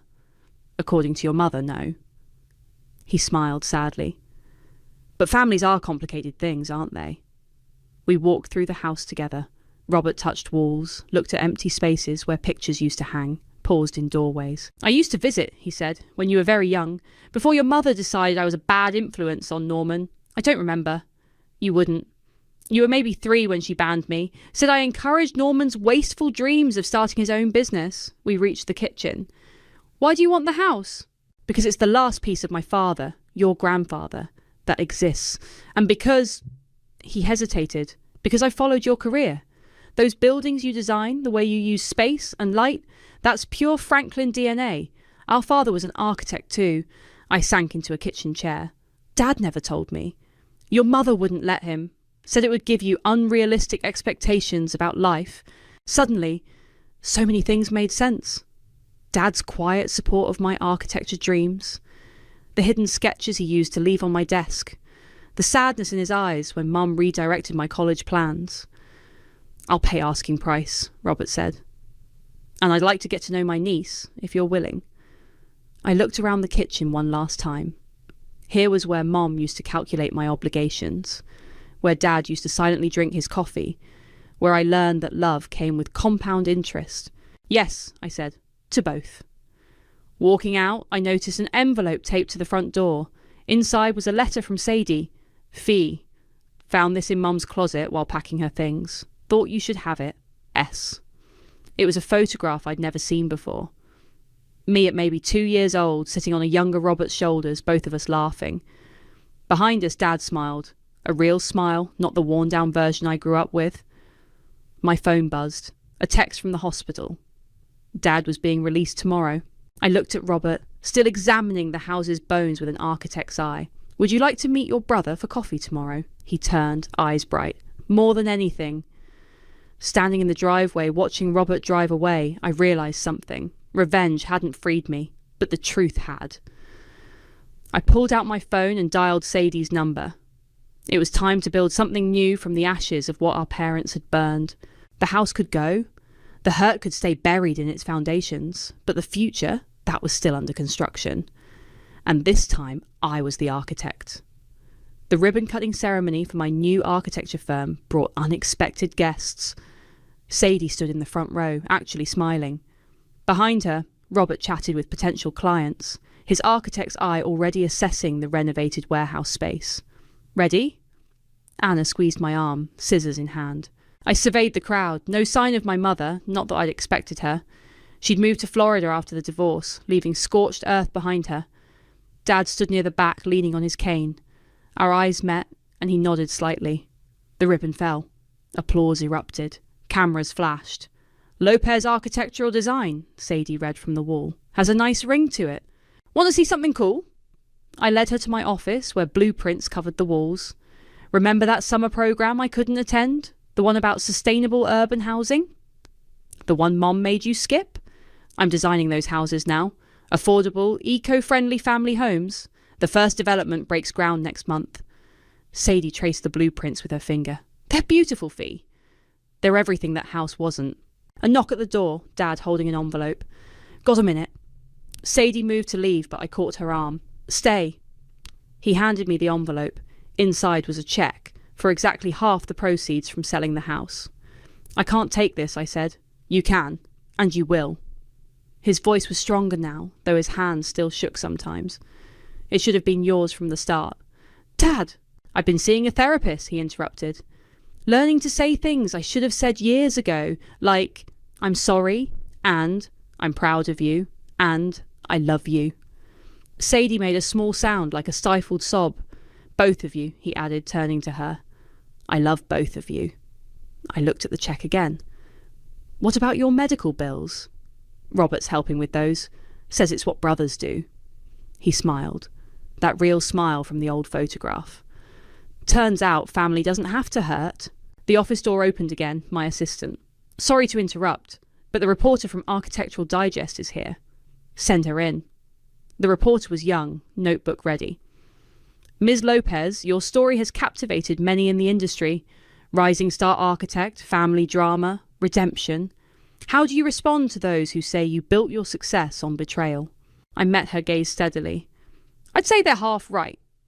I built my success on truth, The truth that love shouldn't come with conditions, that family isn't just DNA and debt, that sometimes you have to tear down old foundations to build something stronger. And your parents? My mother taught me how to calculate human worth down to the penny. My father taught me, too late, that some things can't be measured. I'm building something different now. After the interview, I found Robert studying my blueprints.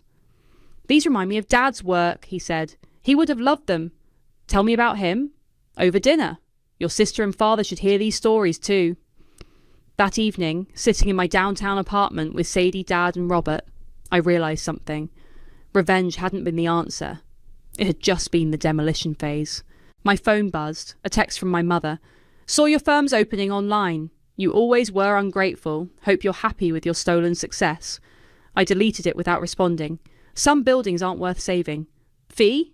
Sadie called from my balcony. Come look at this. The sunset painted the city gold, glinting off windows and steel. Below us, people hurried home to their own stories, their own foundations. Remember when we were kids? Sadie asked. How you used to draw cities in your notebooks? Yeah. You're building them now, for real. Dad joined us, Robert beside him. 4 people connected by blood and choice, watching the city darken into twilight. I got another commission today, I said. Women's shelter. They want something beautiful but strong, safe. Like you, Sadie whispered. I looked at my family, the real one, built on truth instead of transactions. The one I chose, and who chose me back. My phone buzzed again. Anna, drinks later? Damien's in town? Can't, I texted back. Family dinner. The words felt right this time. Clean, true. I was never their retirement plan. I was never their investment. I was always my own legacy. And finally, wonderfully, that was enough. So, Robert said, pulling out old photographs. Want to hear about the time your grandfather designed a house that everyone said was impossible to build? We gathered around my kitchen table, not the one where deals were made and debts were counted, but one where stories were shared and wounds began to heal. Yes, I said. Tell us everything. My phone lit up with Mom's name, and I already knew what was coming. The smugness in her voice confirmed it before she even finished her first sentence. Elena, honey, we just gave Bobby the money for his house down payment. $100,000. Isn't that wonderful? I gripped my coffee mug tighter, forcing cheerfulness into my voice. That's great, Mom. Really great. I know you probably wish you could have helped him too, sweetie. But with your lifestyle choices, we understood you needed to focus on yourself. My lifestyle choices. Right. Like building a 7-figure consulting business from scratch. Like paying their mortgage for 3 years when Dad lost his job. Like funding their 35th anniversary cruise last summer when they couldn't possibly afford it. Actually, Mom, Oh, and Bobby's already picked out the most darling colonial in Highland Park. 4 bedrooms, perfect for when he finally settles down with a nice girl. You remember Sarah from church? Her daughter just moved back to town. I let her ramble while opening my laptop. Right on schedule, a notification popped up from my banking app. They'd tried accessing the joint account I'd quietly closed last month. 3 attempted logins in the past hour. Mom, I cut in. I should go. Client meeting. Always working. You know, Elena, men don't find that very Bye, Mom. Give my love to Dad. I ended the call and immediately texted Monica. It's happening, they just found out. Monica replied instantly. Holy shit, you actually did it, you okay? Was I okay? I stared at my reflection in the window of my home office. 32 years old, self-made, and finally done being the family ATM. My phone buzzed again. Dad this time. Then Mom. Then Bobby. I silenced them all and opened my email instead, where a message from my lawyer, Zechariah, waited. Account secured. All traces of your involvement removed. They can't touch you now. I should have felt guilty. That's what good daughters feel when they cut off their parents, right? But watching the notifications pile up, the desperate attempts to access money that was never really theirs, I just felt tired. Tired and ready. Another text from Monica. Want me to come over? We can drink wine and burn family photos? Rain check, I replied. But there's something you should see. I pulled up a spreadsheet I'd been maintaining for years. Every loan, every emergency payment, every guilt trip-induced transfer.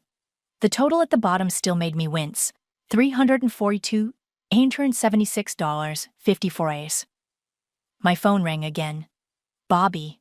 I answered this time, curious. Elena, what the hell? He was breathing hard. Mom's freaking out. The account's empty. Not empty, I corrected. Closed. There's a difference. But I need that money. The down payment. You mean the $100,000 they just gave you? Seems like you're covered. That's different. This was emergency money. I laughed. Actually laughed. Your emergencies or mine, Bobby? Because I've been handling everyone's emergencies for a decade now. You're being selfish. He spat. You've always been like this, thinking you're better than everyone. No, I cut him off. I've always been convenient. There's a difference there, too. The doorbell rang. I checked my security camera, Mom and Dad, looking panicked on my front step. Bobby, I have to go. Congratulations on the house. I hung up as my phone lit up with a text from an unknown number. I heard what you did. Smart girl. Call me. We should talk. Lucia. Lucia. My cousin. The other family exile. I hadn't heard from her in years, not since she'd been branded difficult for questioning our grandmother's will. The doorbell rang again, more insistent this time. I watched my parents on the camera, their faces growing increasingly desperate. Dad was holding papers, probably bank statements. Mom was crying. I sat back in my chair, sipping my now cold coffee, and opened my calendar. In exactly 1 month, Bobby's first mortgage payment would be due. In 2 months, Dad's property taxes. In 3 months, Mom's medical bills. They'd figure it out. They'd have to. Just like I had, every time they'd drained me dry and called it love. My phone buzzed with Lucia's message again. Outside, my parents finally gave up and walked away, but not before Dad slipped a note under my door. I didn't need to read it. I knew what it said. The thing about family is, they never expect you to stop playing your assigned role. The reliable daughter. The convenient ATM. The quiet fixer of other people's messes. But roles can change, and I was done playing mine. I picked up my phone and typed, "Hi, Lucia. Let's talk." "You look tired, honey. Are you eating enough? Working too hard again?" Mom fussed with my collar at Sunday dinner, her fingers lingering just long enough to make it feel like an accusation. "A woman your age needs to take care of herself. You're not getting any younger." I smiled tightly, carefully extracting myself from her grip. The dining room was suffocating with fake pleasantries and the smell of pot roast. Bobby sat across from me, practically glowing as he detailed his new house plans to Dad. "And the master bath has this huge soaking tub. Perfect for a future wife, right?" He winked at Mom, who beamed back adoringly. "Speaking of which," Mom chirped, "Sarah's daughter Rachel is single again. Such a sweet girl, and she works part-time at the library. Much more suitable hours than what you keep, Elena." I stabbed a potato with more force than necessary. "My hours suit me just fine, Mom. My business cleared 7 figures last year." The table went silent. Dad's fork clattered against his plate. That's very aggressive of you, sweetheart," Mom finally said, her voice dripping with concern. "Men don't usually like women who make more than them," I finished. "Yeah, you've mentioned that several times." Bobby laughed nervously. "Come on, sis. No need to get all feminist about it. Hey, want to hear about the wine cellar I'm planning?" "Actually," I set down my fork, "I'd love to hear how you're affording all these renovations, considering your salary at the car dealership." More silence. Dad cleared his throat. "Elena, that's not very..." "What? Not very ladylike to ask about money? Funny, you never thought it was unladylike when you needed me to cover your mortgage." "That was different," Mom snapped. "That was family helping family. This attitude of yours, this cutthroat business mentality, it's not healthy." My phone buzzed. A text from Zechariah. "Final paperwork filed. You're officially clear. I smiled, genuinely this time. You know what's not healthy, Mom? The fact that I paid for your knee surgery last year while you were setting aside money for Bobby's house fund. Bobby's face reddened. Hey, that's not fair. You're just jealous because... Because what? I stood up, my chair scraping back. Because I worked my ass off while you coasted? Because I built something real while you waited for handouts? Or because I finally stopped being everyone's backup plan? Elena! Dad slammed his hand on the table. That is enough. Apologize to your brother right now. I laughed, a sharp, cold sound that made Mom flinch. No. What did you say? I said no.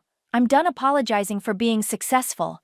I'm done being told I'm too ambitious, too aggressive, too much. And I'm definitely done watching you throw money at Bobby while treating me like an ATM with a personality disorder. Mom started crying. Right on cue. How can you be so cruel? After everything we've done for you. Everything you've done for me? I pulled out my phone, opened my notes app. Let's review, shall we? Last 3 years. Your mortgage, $48,000. Mom's surgery, $35,000. Dad's car repair, $12,000. Bobby's temporary loan, $15,000. The anniversary cruise you couldn't afford, $8,000. Stop it, Dad warned. And now, I continued, you give Bobby $100,000 for a house he can't afford, while telling me I need to be more suitable for marriage? Make it make sense, Mom. Bobby stood up, face purple. You're just bitter because you're alone. At least I'm trying to build a real life. A real life built on Mom and Dad's money. And what you thought would be my money too, right? That's why you got Nick to co-sign instead of asking me? Because you knew I'd see right through it? His silence was answer enough. My phone buzzed again. Monica. You okay? Need backup? I texted back quickly. Almost done. Meeting you in 20. If you walk out that door, Dad said quietly, don't bother coming back. I looked at him. Really looked at him. The man who taught me to ride a bike and balance a checkbook, now threatening me for having the audacity to succeed on my own terms. That's the thing, Dad. I'm not the one who needs to come back. I'm not the one who's going to need anything from anyone anymore. I grabbed my purse and headed for the door. Behind me, Mom called out, Elena, please, we're your family. I turned back one last time. No, you're not. You're just people who expected me to set myself on fire to keep everyone else warm. And I'm all out of matches. The door closed behind me with a soft click. My phone buzzed with a text from Lucia. Did you do it? Yes, I replied, walking to my car. Your turn. The sun was setting as I drove away, casting long shadows across the neighborhood where I grew up. Where I learned that being a good daughter meant being a convenient one. Where I finally learned to say no. Behind me, in that house with its perfectly manicured lawn and carefully maintained appearances, my family was about to learn what happens when their safety net decides to save herself instead. Your brother missed his first mortgage payment, Monica announced, sliding into our usual booth at the coffee shop. 3 weeks late and counting. I stirred my latte, unsurprised. Let me guess, he tried calling me first? 17 times, according to your blocked calls log. She pulled out her phone. Also, your mom's been posting passive-aggressive Bible quotes on Facebook. Something about ungrateful children and eternal damnation. How original! I took a sip of my coffee just as my phone lit up with an unknown number. Nick's voice came through, tight with panic. Elena, please don't hang up, it's about Bobby. I put the call on speaker for Monica's benefit. What about him? He told me you'd cover the payments if things got tight, said it was already arranged. I never would have co-signed if you'd known he was lying? I finished. Yeah, that tracks. Elena, please, my credit score is not my problem, I cut in. Neither is Bobby's mortgage or his lies. After he hung up, Monica leaned forward. You know this is going to get worse before it gets better, right? They're not going to just accept that the Bank of Elena is closed. As if on cue, my phone rang again. Mom? Elena? Her voice was wobbling. Baby, we need to talk about Bobby's situation. Do we? He's your brother. He's struggling and we can't help right now. Our savings. You mean the savings you emptied for his down payment? A pause. That was different. We assumed you'd help if he needed it. You always have before. And that's exactly the problem, Mom. You all assumed I'd keep fixing everything. Did you ever once ask if I wanted to? If I could afford to? But you're so successful. She was crying now. You have that big business, all those clients. And that makes me what? The family piggy bank? That's not fair. We're blood, Elena. Family helps family. I thought about the spreadsheet on my laptop. Years of one-way help documented in cold, hard numbers. Funny how that only seems to apply to me helping everyone else. Is this about the house money? Are you really this jealous of your brother? No, Mom. This is about patterns. This is about consequences. Monica was watching me intently, concern etched on her face. She mouthed, "You okay?" Elena, Mom's voice hardened. If you don't help your brother, he could lose everything. Then he'll know exactly how I felt every time you drained my accounts for emergencies. Every time you dismissed my success as somehow wrong or unfeminine.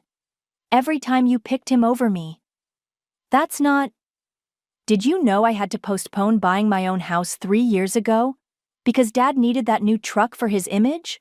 Or that I canceled my vacation last year to pay for your cruise? Silence on the line. But sure, Mom, let's talk about Bobby losing everything. After I hung up, Monica slid her hand across the table. You're shaking. I'm angry, I corrected. There's a difference. My phone buzzed with a text from Lucia. Heads up, they're calling the whole family, trying to paint you as unstable, ungrateful, classic playbook. Let them, I texted back. Monica frowned at her phone. Your mom's already posted 3 more Bible quotes. And, oh wow, Bobby just went live on Facebook. He's crying about family betrayal and toxic success. I laughed despite myself. Toxic success? That's new. Elena, Monica's voice turned serious. Are you sure about this? Watching them implode might feel good now, but this isn't about feeling good, I interrupted. This is about finally letting them face reality. They made their choices. They chose to enable Bobby, to exploit me, to build their whole lives on the assumption that I'd keep sacrificing myself for their comfort. And now? Now they get to live with those choices. My phone lit up again. Nick had posted publicly about Bobby's missed payments. The comments were already flowing in. Family members choosing sides, old friends expressing shock. Your dad's texting, Monica reported, still monitoring the fallout. Says he's coming to your office tomorrow to sort this out once and for all. I pulled up my calendar, already knowing what I'd find. Perfect timing. My lawyer will be there too. Zechariah and Lucia. I showed her the meeting invitation. Time to show them exactly what they've been playing with. Monica sat back, studying me. You know what scares them most? It's not losing the money. It's losing control. You were supposed to be the reliable one, the fixer, the good daughter. Instead, I'm the mirror, I finished. Showing them exactly who they are, and they hate what they're seeing. Outside, rain started falling, soft and steady. Somewhere across town, my brother was probably still crying on Facebook. My parents were probably still quoting scripture about ungrateful children. And I was finally free of the obligation to care. My phone buzzed one last time. Lucia, ready for tomorrow? More than ready, I replied. Time to show them what consequences really look like. Lucia looked exactly as I remembered her. Sharp eyes, sharper smile, and an air of carefully contained fury. She sat across from me at the upscale restaurant, stirring her martini with deliberate precision. I saw this coming 10 years ago, she said. When they did the same thing to me. Different details, same story. The trust fund? I asked. She nodded. Grandmother left it for both of us. Your mom, my dear aunt, convinced everyone I was unstable because I questioned their authority. Next thing I knew, poof, money gone, family turned against me, branded the difficult one. How much? 200,000 each. She took a sip. But you already knew that, didn't you? That's why you called me back. I pulled out my laptop, opened a folder labeled Family Assets. Look at this. I turned the screen toward her. 3 weeks before they gave Bobby the house money, there was a transfer from an old account. One I used to fund their emergencies. Lucia leaned forward, eyes narrowing. They used your own money to give him the down payment? 40,000 of it. Money I'd sent them last year for Mom's medical bills. I closed the laptop. Bills that mysteriously never got paid, according to the hospital's records. Jesus! Lucia sat back. And they still don't think they did anything wrong, do they? Mom's latest Facebook post calls me a daughter of Jezebel. So no. The waiter brought our entrees. We ate in silence for a moment before Lucia spoke again. There's something else you should know. She pulled out her phone, showed me an email. Remember that property in Spain? The one grandfather left to all the grandchildren? My fork froze halfway to my mouth. The villa? What about it? Your mother sold it, 3 months ago, without informing any of the other owners, including you. The restaurant suddenly felt too warm, too crowded. That's not possible. She'd need signatures. Forged them. All of them. I have proof. Lucia's voice was gentle but firm. She's been planning this, Elena. They all have. The money they gave Bobby? It's just the tip of the iceberg. My phone buzzed. Monica sending a screenshot of Bobby's latest social media rant. Family is everything until success makes you forget where you came from. Funny, Lucia commented, reading over my shoulder. They never seem to forget where to find us when they need money. Did you ever confront them? I asked. About the trust fund? I tried. Got the same response you're getting now. Bible verses, family loyalty lectures, gaslighting about how I was imagining things. She smiled grimly. But I did something they didn't expect. What? I documented everything, every transaction, every lie, every manipulation. Built a case so solid they couldn't twist their way out of it. She pulled out a USB drive. Just like you're doing now. I stared at the small device. What's on it? Everything. Bank records, property documents, emails, 10 years of their financial fraud, including what they did to you. She slid it across the table. Consider it insurance. My phone lit up again. Dad this time. We're still coming tomorrow. This ends now. They have no idea, do they? Lucia mused. That we're 10 steps ahead? I thought about the meeting tomorrow, about Zechariah's carefully prepared documents, about the years of evidence I'd collected. You know what's ironic? I said. They taught us this. All those lectures about being careful with money, keeping receipts, protecting ourselves. They just never thought we'd use those lessons against them. That's the thing about narcissists, Lucia replied. They think they're the only ones who can play the game. The waiter brought our check. As I reached for it, Lucia caught my wrist. Let me, she said. Consider it a down payment on our new partnership. Partnership? She smiled. That same sharp smile that had probably terrified our family years ago. You're not the only one who's been planning, cousin. What they did to us. It's happening to other women too, other families, and we're going to help them fight back. My phone buzzed one final time, Zechariah confirming tomorrow's meeting details. Everything was in place. You know they'll try to destroy us for this, I said. Lucia laughed, a real laugh, warm and fierce. Oh, honey, they already tried that. Now it's our turn. We stepped out into the evening air, 2 exiles turned allies. Somewhere across town, my parents were probably planning their attack for tomorrow, believing they still held all the cards. They had no idea what was coming. "Ready for tomorrow?" Lucia asked as we parted ways. I thought about the USB drive in my bag, about 10 years of receipts, about all the women like us who'd been silenced by family loyalty. "Ready," I replied. "Let's show them what daughters of Jezebel can really do." The doorbell rang at exactly 7 p.m. I watched through my security camera as Mom smoothed her hair and Dad adjusted his tie, their battle armor for confrontation. Bobby stood behind them, looking less confident than usual. I buzzed them in.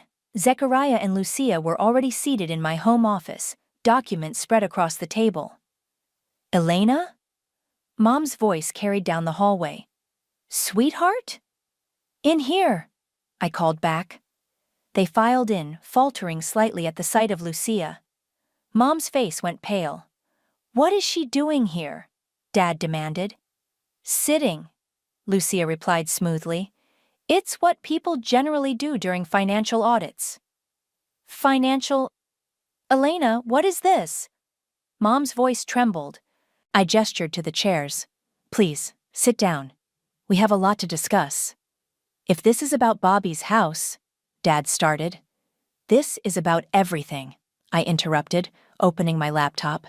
"Every loan, every emergency, every missing dollar, including the villa in Spain." Mom's hand flew to her throat. "I don't know what you're—" "Save it," Lucia cut in. "We have the documentation, all of it." Zechariah cleared his throat. "Mrs. Bennett, Mr. Bennett, I'm afraid you're in quite a serious situation. Fraud, unauthorized property sale, forged signatures. This is ridiculous!" Dad slammed his hand on the table. "We're family! Elena, stop this nonsense right now!" I pulled up the spreadsheet. My karma audit, as I'd started calling it.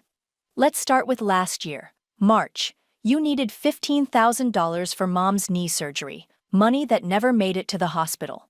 April, $12,000 for Dad's truck repairs. May, $8,000 for your anniversary cruise. June. "We paid you back," Bobby interjected. "No," I corrected. "You promised to pay me back. There's a difference."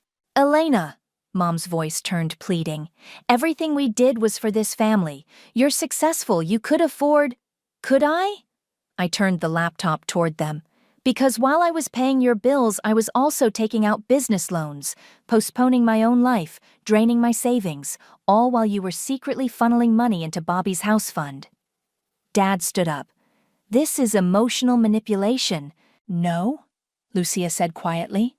"This is accountability. Something this family has always been allergic to." I pulled out a manila envelope. "This contains evidence of the unauthorized sale of the Spanish villa. Property that belonged to all the grandchildren, not just you, Mom. Care to explain?" Mom burst into tears. "You're destroying this family." "Actually," Zechariah interjected, "the fraudulent property sale did that, along with the forged signatures, misappropriated funds, and what appears to be a pattern of financial exploitation." Bobby had gone very quiet. "The house payments, you're really not going to help?" "Nick's lawyer called yesterday," I told him. "You knew you couldn't afford it, didn't you? You were counting on me to bail you out, just like always." "You're my sister, and you're my brother, but that doesn't make me your bank." Dad moved toward the door. "We're leaving. This is absurd." "Leave if you want," I said calmly. "But these documents are going to the authorities either way. The only question is whether you want to handle this privately or in court." "You wouldn't dare," Mom whispered. Lucia laughed, a cold, sharp sound. "Like you dared to steal my trust fund? Like you dared to sell property that wasn't yours?" "That was different," Mom protested. "How?" I asked. "Because it benefited you? Because you thought you'd never face consequences?" Silence filled the room. Heavy, suffocating silence. "Here's what's going to happen," Zechariah stated, pulling out more papers. "You're going to sign these documents acknowledging the debt. You're going to sell your house to repay the fraudulent property sale. And you're going to leave Elena and Lucia alone." Or, Dad challenged. Or I file these papers first thing tomorrow morning. Your choice. Mom collapsed into a chair, sobbing. Bobby stared at the floor. Dad's face had turned an alarming shade of red. Elena, Mom choked out, will you ever forgive us? I looked at her, really looked at her, the woman who taught me to be strong, then resented me for it, who preached family loyalty while betraying it. I didn't do this to hurt you, I said quietly. You did that all by yourself. Every time you chose Bobby over me. Every time you lied. Every time you took and took and took, calling it love. Please. The papers are on the table. Sign them or don't, but either way, we're done. They signed, one by one, hands shaking, they signed. As they left, Bobby turned back. You know this makes you just like them, right? Using money to hurt people? No, Lucia answered for me. This makes her smart enough to stop letting people hurt her. The door closed behind them. In the sudden quiet, I could hear my heart beating, steady, strong, free. Well, Zechariah gathered the papers. That's phase 1 complete. Phase 1? I asked. Lucia smiled. Remember that partnership we discussed? Time to help other daughters break their chains.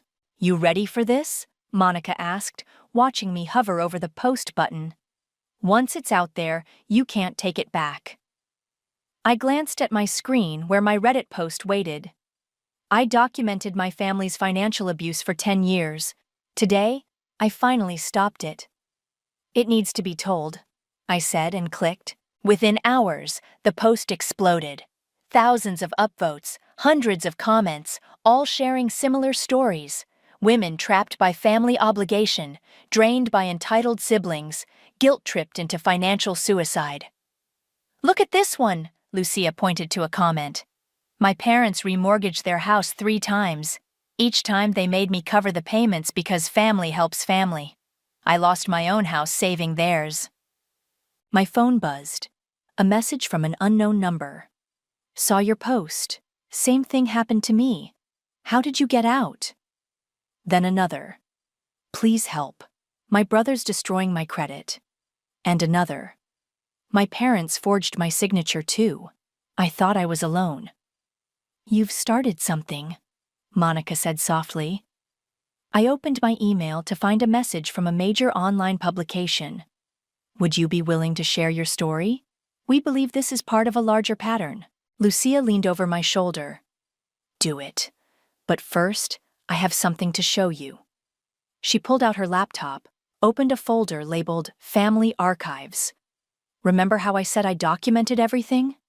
She clicked through files, emails, bank statements, voice recordings. It wasn't just about the money. Look at this. A series of messages appeared. Mom coordinating with other relatives, planning how to pressure me into various loans. Dad discussing how to leverage my duty as a daughter. Bobby admitting he never intended to repay anything. They had a whole system, Lucia explained, a playbook for emotional manipulation, and they used it on others before us. My phone lit up with a text from Zechariah.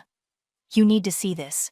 Bobby filed for bankruptcy, listed you as a creditor. Of course he did, I muttered. That's not all, Zechariah continued. Your parents are trying to claim you stole from them. They're building a counter-narrative. Monica grabbed her laptop. Already on damage control. She pulled up my viral Reddit post, where supportive comments were flooding in faster than I could read them. Let them try, Lucia said. We have receipts, literal and figurative. I started typing my response to the publication. Yes, I'll tell my story, but it's bigger than just me. It's about generational patterns of financial abuse disguised as family obligation. Wait, Monica interrupted. Look at this. She turned her screen to show a Facebook post from Mom. With heavy hearts, we must address the lies being spread about our family. Our daughter, influenced by toxic individuals, has chosen money over blood. Toxic individuals? Lucia laughed.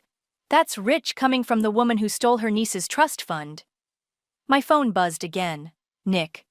Elena, We need to talk. Bobby showed me some documents that don't match what you posted. Forward that to me, Zechariah texted immediately. They're getting desperate. I looked at the growing response to my post, the women sharing their own stories, the pattern emerging clear as day. Then I did something I'd been planning for months. I opened a new document and started writing. An open letter to daughters who were made to pay. I see you. The ones who were told that love means empty bank accounts. The ones who were called selfish for having boundaries. The ones who were made to feel guilty for their success. What are you doing? Monica asked. Creating a blueprint, I replied, for every woman who needs to escape what I did. Lucia nodded approvingly. Add the legal resources, the documentation strategies, everything we learned. My phone kept buzzing. More messages, more stories, more women finding their voice. They're going to say you're bitter, Monica warned, that you're airing dirty laundry. Let them, I said, still typing. The truth doesn't need their permission. A notification popped up. Bobby had gone live on Facebook again, crying about family betrayal. But this time, the comments weren't sympathetic. Other stories were emerging, other victims of his financial schemes speaking up. Your parents just listed their house, Zechariah texted. Below market value. They're scrambling. Lucia squeezed my shoulder. Ready for phase 2?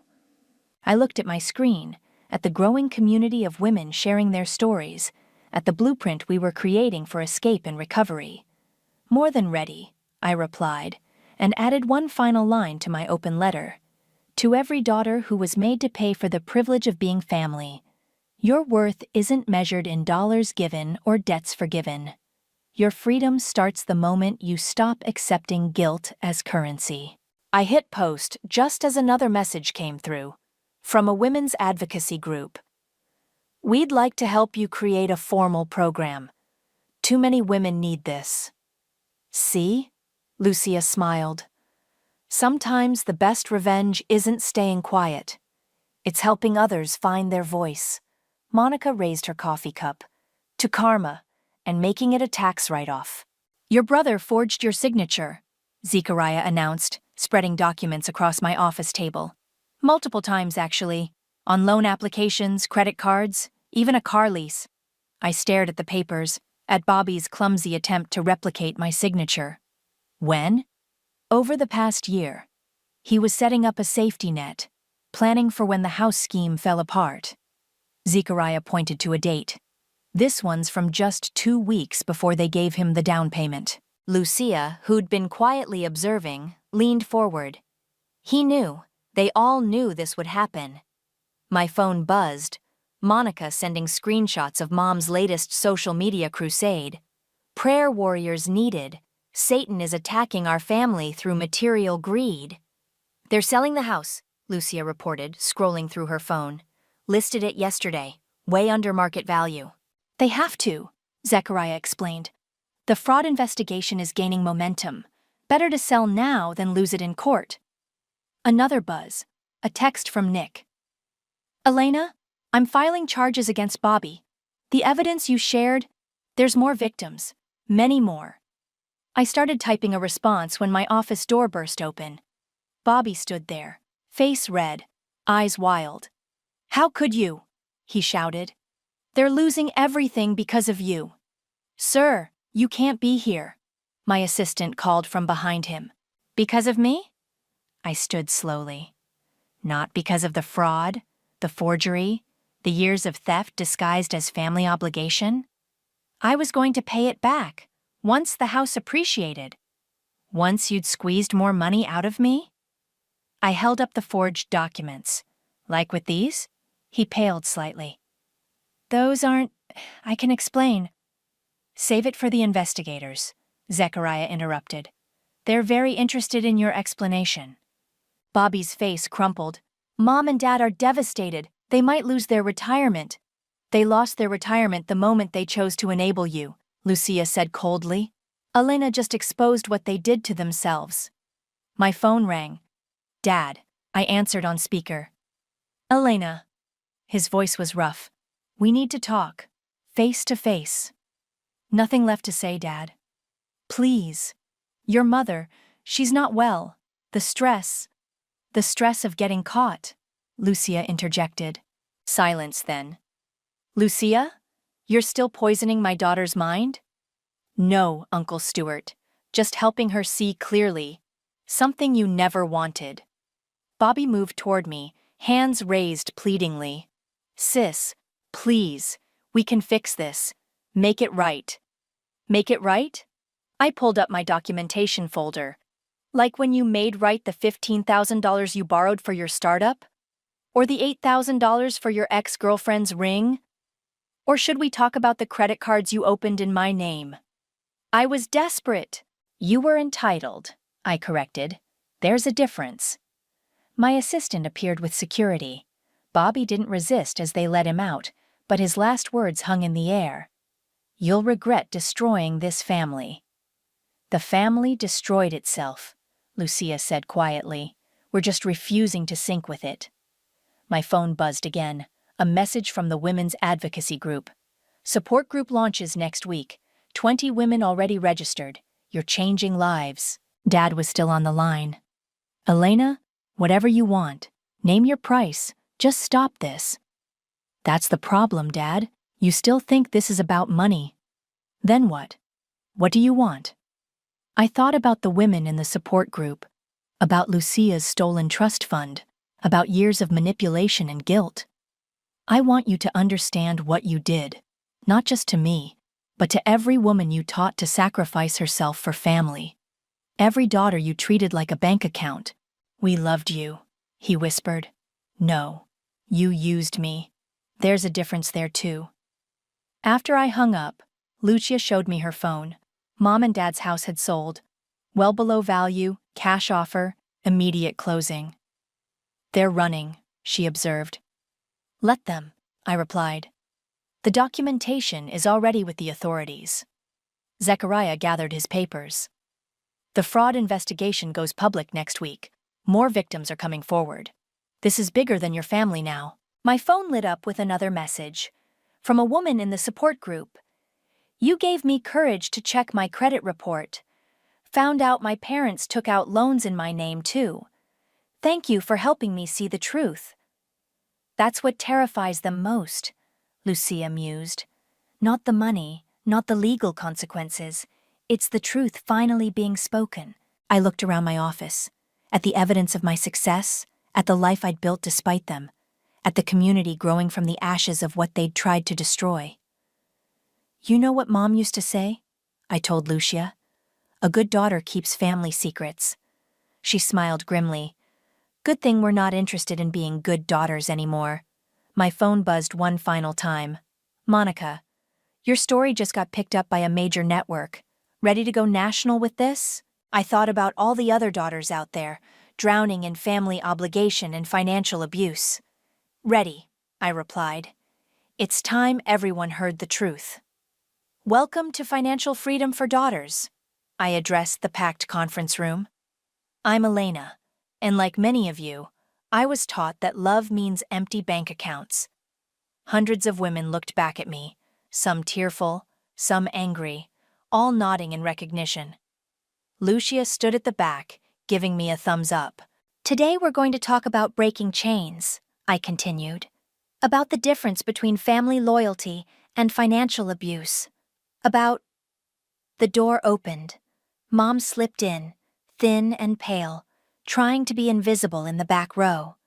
Our eyes met briefly before I continued. About the moment you realize that saying no doesn't make you a bad daughter.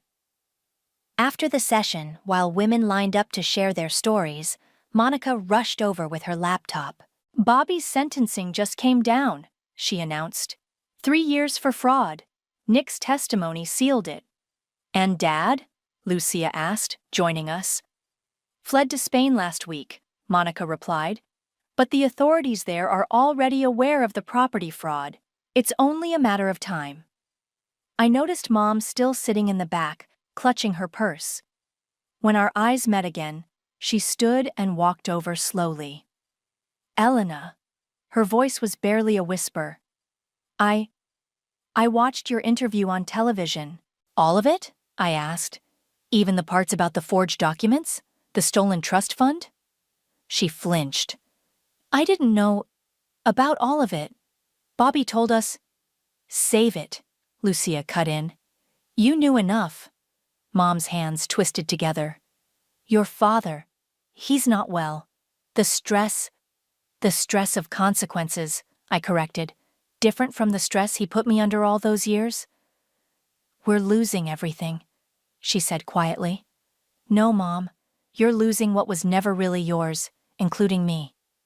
She reached for her phone, hands shaking. I want to show you something. She pulled up a familiar spreadsheet, my karma audit. I've been adding to it. Everything we took. I did. Lucia and Monica exchanged glances. Why? I asked. Because you were right. About all of it. The manipulation, the guilt, the theft. Tears rolled down her cheeks. I was wrong. We were wrong. Mom. No, let me finish. I watched those women today, telling their stories. They were telling my story too. The story of what I did to my daughter. What my mother did to me. I thought about Lucia's trust fund, about generational patterns. The house sold, Mom continued. I'm using my half to pay back the trust fund, Lucia's trust fund. It won't fix anything, but it's a start, Lucia said quietly. My phone buzzed, another message from our support group. My mother just called, said she watched Elena's interview. She's finally ready to talk about what happened. Mom stood straighter. I'd like to, if you'll let me, I want to tell my story, about being the mother who hurt her daughter. Maybe it will help other mothers stop. I looked at Lucia, who nodded slightly. The next session is Thursday, I said. Be ready to tell the whole truth. I will. She turned to leave, then paused. Elena, I'm sorry, not because we got caught, because we hurt you. After she left, Monica whistled low. Well, that was unexpected. Think she means it? Lucia asked. I watched through the window as Mom walked to her car, not the luxury sedan she used to drive, but a modest used model. Maybe, I replied. But that's not why we do this anymore. My phone lit up with notifications.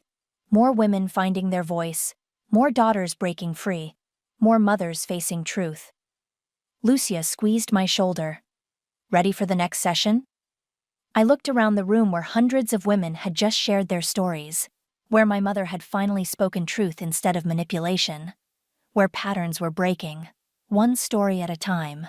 You know what Bobby said to me once? I told them. Family is everything until success makes you forget where you came from. And? Monica prompted. He was wrong. Success didn't make me forget. It made me remember exactly who I am, not despite them, but because I survived them. My phone buzzed one last time. A message from Zechariah. Trust fund repayment received. Lucia's account restored. Justice served. Speaking of justice, Lucia smiled. The nonprofit paperwork came through. Daughter's Freedom Fund is officially launched. Monica raised her water bottle. To karma, and making it sustainable.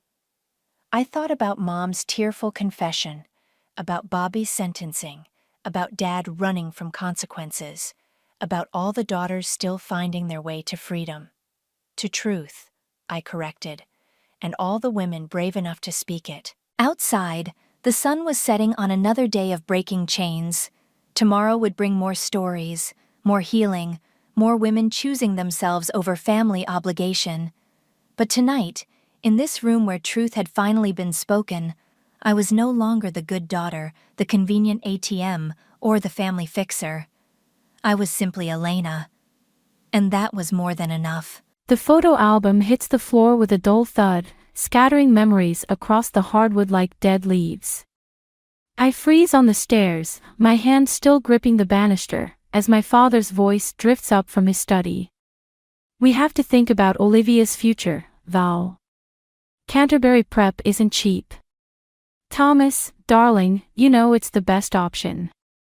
Olivia's talents would be wasted at public school. Welcome. Before we start today's story, share your location below. Let's see how far these tales reach. New here?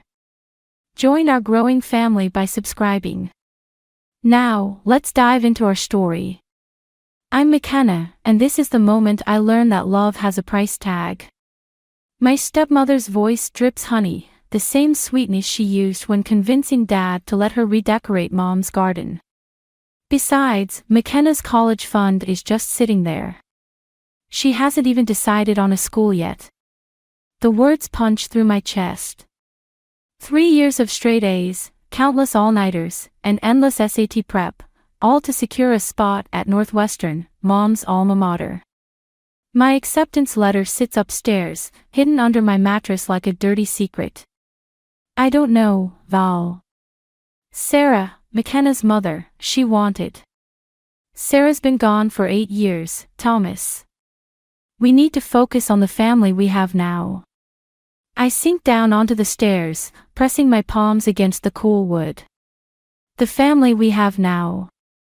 As if I'm some relic from a past life, gathering dust in the corners of their perfect new beginning. Through the crack in the door, I watch Dad run his hands through his graying hair, a gesture so familiar it hurts. Maybe we could take out a loan instead.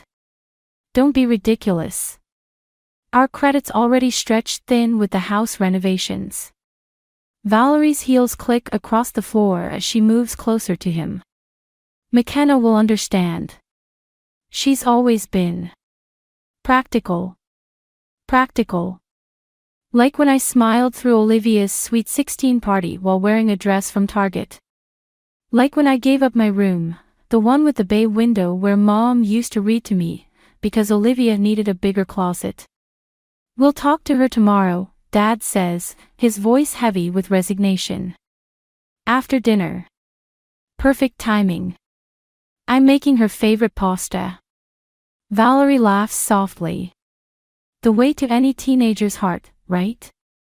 Wrong. Mom's lasagna was my favorite, but I stopped mentioning that years ago when Valerie's smile would tighten at the corners. I stand up slowly, careful not to make a sound. The scattered photos stare up at me, Mom's face frozen in various moments of joy. Her wedding day. My 5th birthday. The last Christmas before the cancer took her. One photo catches my eye.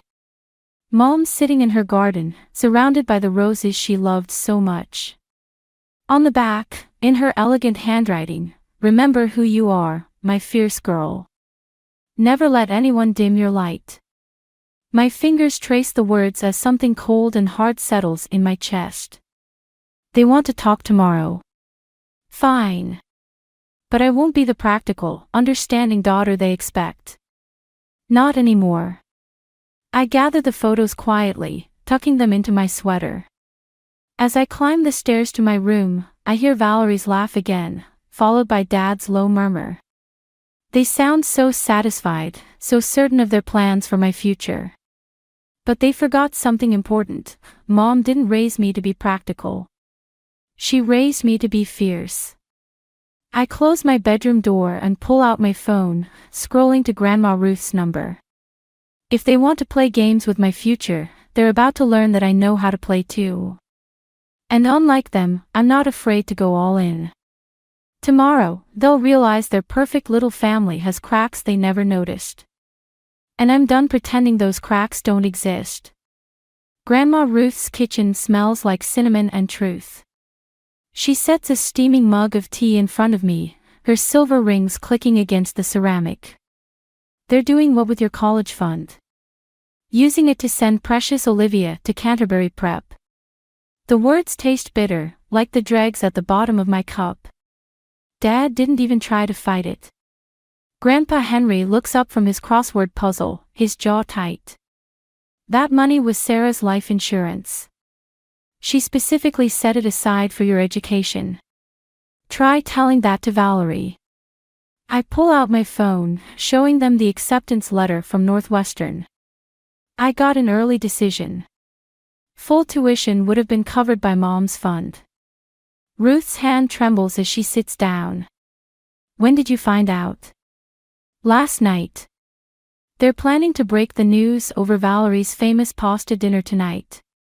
I laugh, but it comes out wrong, like broken glass.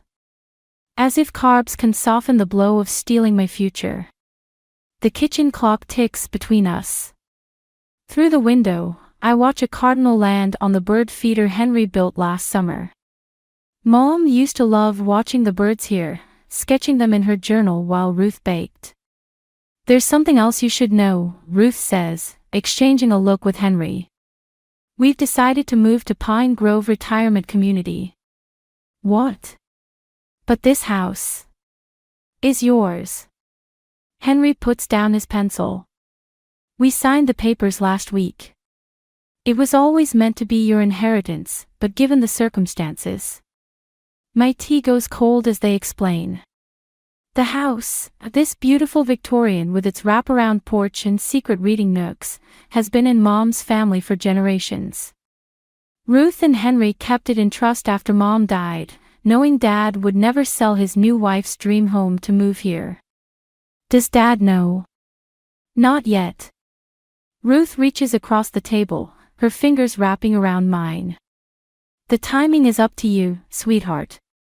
A car door slams outside. Through the window, I see Olivia stepping out of her friend's Mercedes, designer shopping bags hanging from her arms.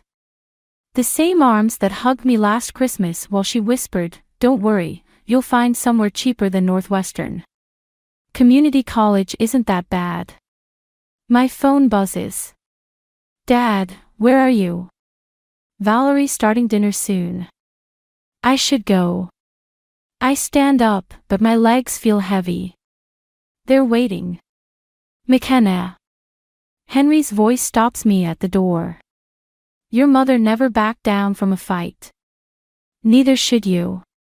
The drive home is short, but my mind races faster than the car. The house looms ahead, my house, technically. The thought sits like a weapon in my pocket. Inside, Valerie's bustling around the kitchen, humming as she stirs her sauce. There you are. I was worried you'd miss our family dinner. Family. The word sticks in my throat. Sorry, I was at Grandma's. I moved past her to set the table, counting forks like ammunition. Need any help? No. You just relax. Your father and I have something important to discuss with you. Dad appears in the doorway, his tie loosened. Princess, where were you all afternoon? We tried calling. Princess. He hasn't called me that since before Mom died. The manipulation is so obvious it almost makes me laugh. Olivia bounces in, still in her shopping clothes. Daddy, look what Jessica's mom bought her for the Canterbury Spring Formal. Can I get one too? We'll talk about it later, sweetheart. But his smile gives away the answer. We sit down to eat, the pasta steaming on our plates like a last meal. Valerie chatters about her garden club, Dad nods at appropriate intervals, and Olivia texts under the table. A perfect family dinner, except for the grenade I'm holding. So, McKenna, Valerie starts, her voice honey-sweet. Your father and I wanted to discuss something with you. About your future. I twirl pasta around my fork, watching the sauce drip red like blood. Funny. I have something to discuss too. The table goes quiet. In my pocket, my phone buzzes with a text from Ruth. Remember who you are, fierce girl. I look up, meeting their expectant faces. Time to light the match. The hallways at Jefferson High feel different now, like everyone's whispering about secrets I didn't know I had. Emma Chen, my lab partner since freshman year, switches seats when I walk into AP Chemistry. Two girls from volleyball practice suddenly need to use the bathroom when I enter the locker room. Then I see the Instagram post. Some people will do anything for attention. Olivia's caption reads beneath a photo of me at last week's college acceptance celebration. Even lie about getting into Northwestern to make their family feel guilty. Hashtag pathological liar. Hashtag get help. My hands shake as I scroll through the comments. Olivia's friends have been busy, sharing stories about how I've made up my acceptance, how I'm jealous of her Canterbury acceptance, how I'm unstable since mom died. Is it true? Emma asks during lunch, sliding into the seat across from me. About Northwestern. I pull out my phone, ready to show her the acceptance letter, but stop myself. The fact that she needs proof makes my stomach turn. You've known me for 4 years, Em. She fidgets with her water bottle. It's just. Olivia showed everyone the Northwestern acceptance rates, and your grades freshman year weren't. My grades.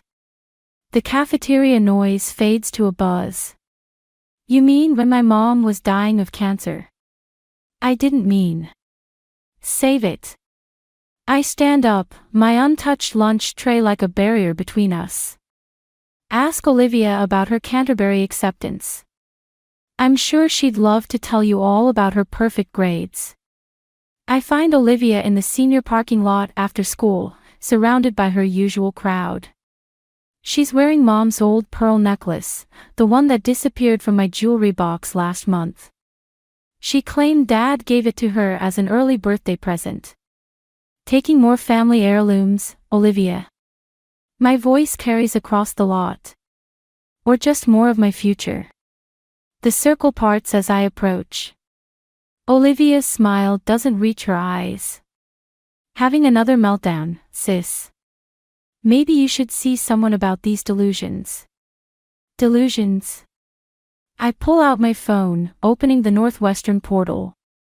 Like how you're telling everyone I faked my acceptance? Or how about the delusion that those are your pearls? Daddy gave these to me. Her hand flies to the necklace.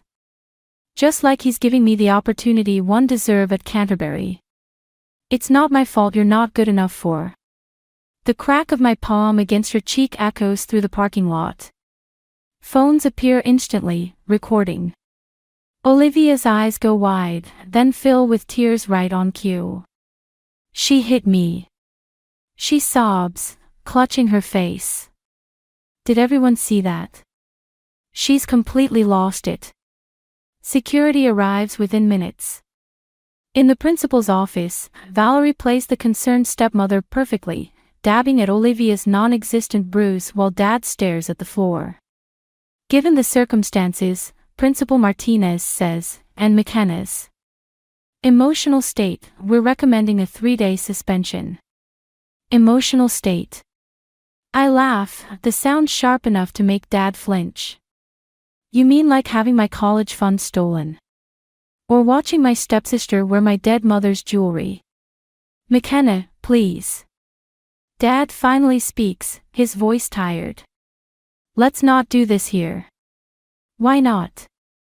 Isn't this what family's all about? Pretending everything's fine while we steal from each other. Valerie gasps, pressing Olivia closer. Thomas, do you hear how she's talking? Maybe we should consider getting her some help. The only help I need is a lawyer. I stand up, my chair scraping against the floor. Those pearls belonged to my mother, and that college fund was her life insurance money. But go ahead, keep pretending I'm the crazy one. Principal Martinez clears her throat. Perhaps some family counseling would be beneficial. Family. I look at Dad, really look at him, seeing the gray in his hair, the new lines around his mouth. We stopped being a family the moment he chose their happiness over Mom's memory. I walk out before anyone can respond, my footsteps echoing through the empty halls. Outside, the afternoon sun hits the pearl necklace around Olivia's neck, making it gleam like tears. My phone buzzes, a text from Ruth, "Come home, fierce girl. We need to talk." Home. Not the house where Dad and Valerie are rewriting my history. Not the school where my truth has become another Instagram lie. Home is where Mom's roses still bloom, where her memory isn't something to be stolen or sold. And it's time to take it back. Ruth's hands shake as she slides the manila envelope across her kitchen table. Your mother wanted you to have this when you turned 18. I've been waiting for the right moment. Inside, I find property deeds, bank statements, and a letter dated 2 weeks before Mom died. The paper feels thin, fragile, like butterfly wings between my fingers. She knew, didn't she? My voice cracks. About Dad and Valerie. Ruth nods slowly. Sarah was many things, but naive wasn't one of them. She saw how Thomas looked at Valerie at the hospital fundraisers. The truth settles like ash in my mouth. Mom's cancer didn't just take her life, it gave them their beginning. While she was dying, they were falling in love. There's more. Henry appears in the doorway, holding a dusty shoebox. Your mother kept recordings. Voice memos, mostly. She was documenting things. The first recording starts with a whisper.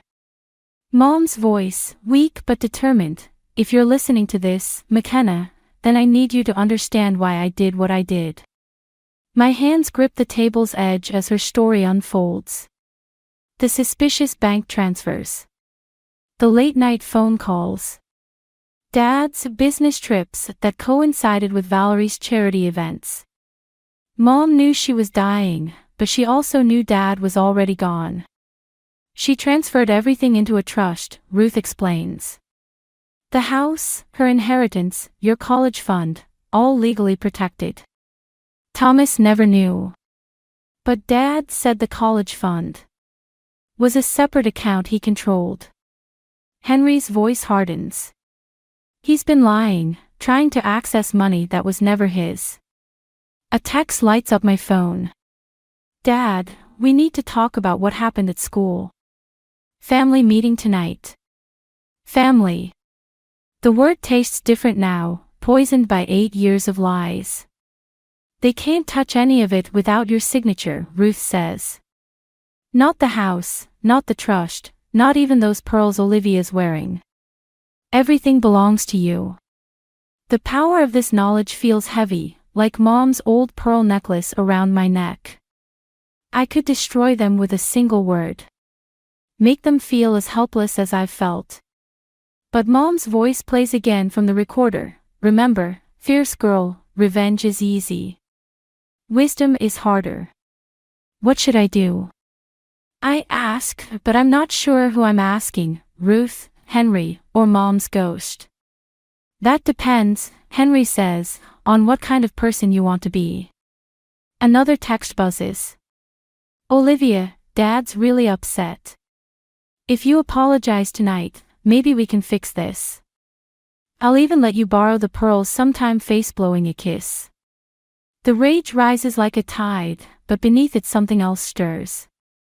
Understanding. Mom didn't leave me these weapons to destroy our family.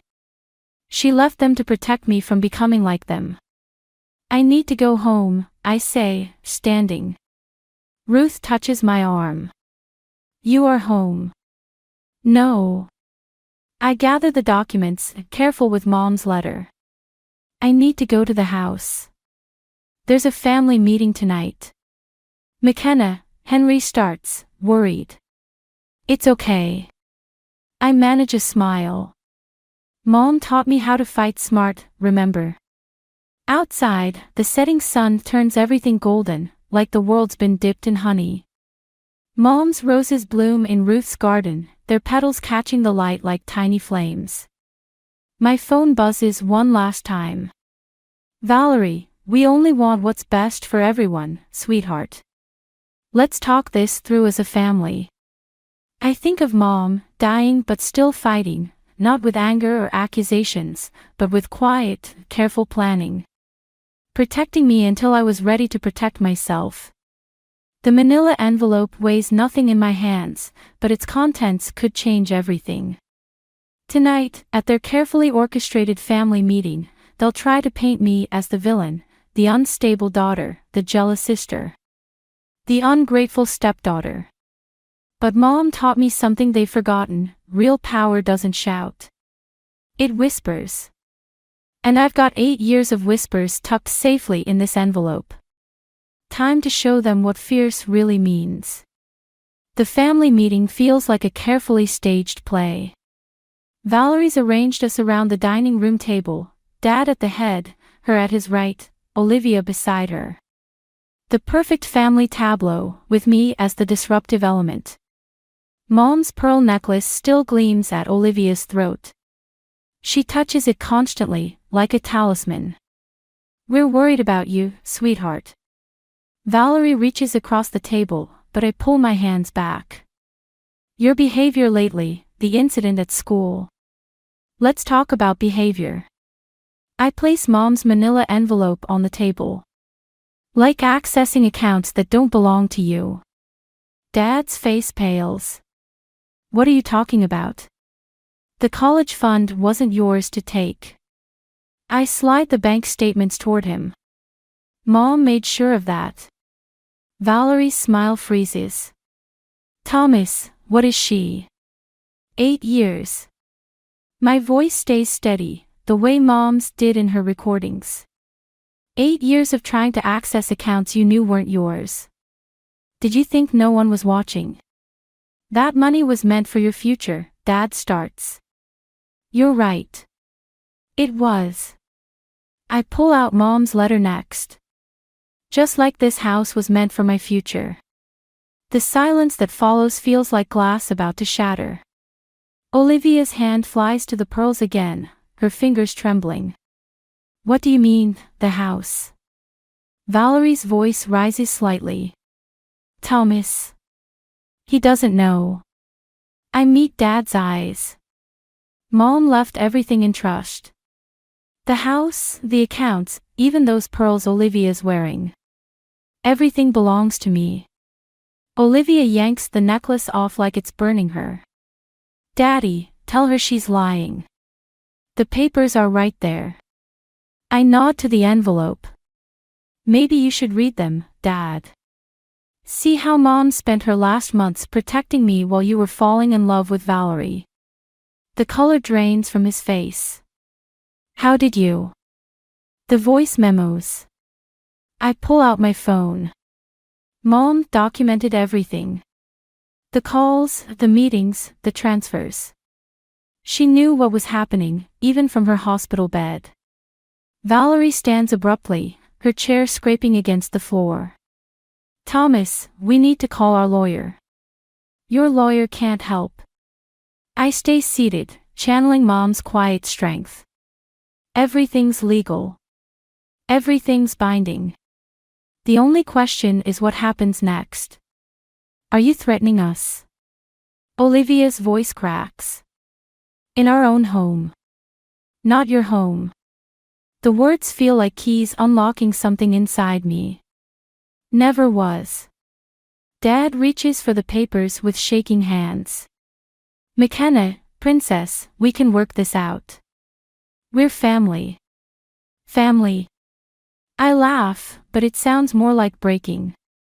Family doesn't steal from each other. Family doesn't lie and manipulate and gaslight. Family doesn't fall in love while their wife is dying of cancer. The last words hit him like physical blows.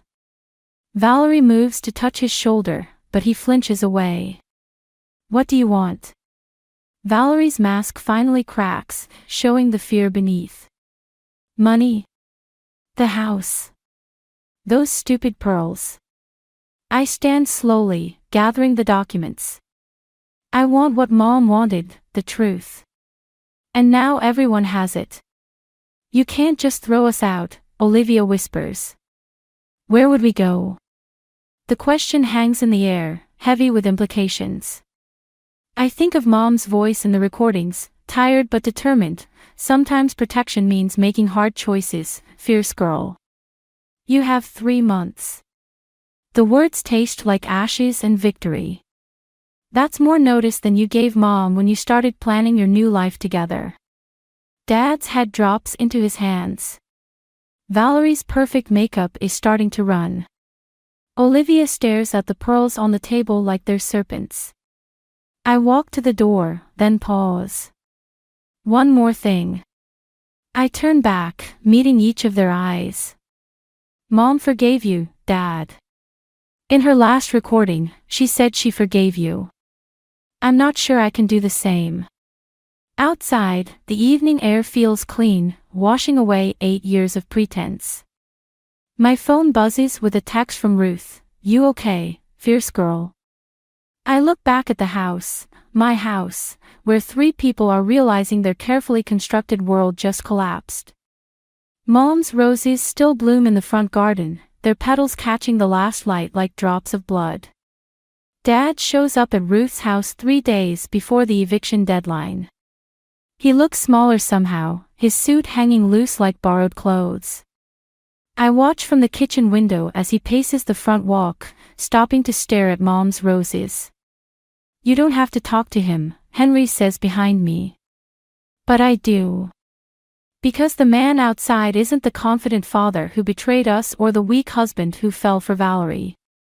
He's something worse, he's broken. The porch steps creak under our weight as we sit, keeping careful distance between us.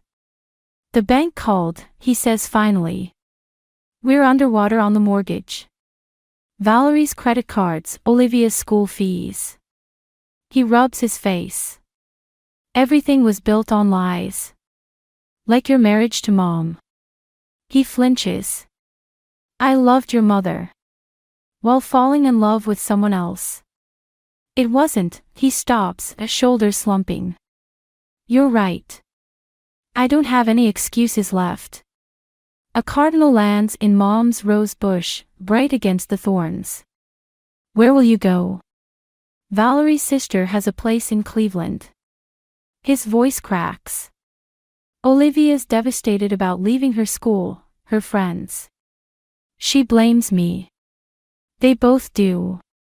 Good. The word hangs between us, sharp and honest. Dad turns, and for a moment I see tears in his eyes.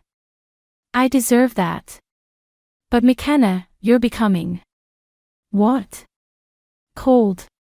Cruel. I stand up, anger burning through my careful control. Wonder where I learned that. Like them. He whispers it. You're becoming like them.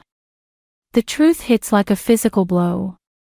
In my pocket, Mom's voice recorder feels heavy.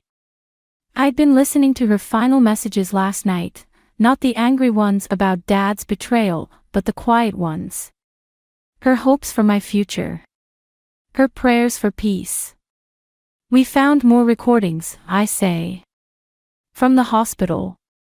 You never visited on Thursdays because you were with Valerie. Mom knew. She sat there alone, planning my future while you planned yours. He covers his face with his hands. I can't change the past. No.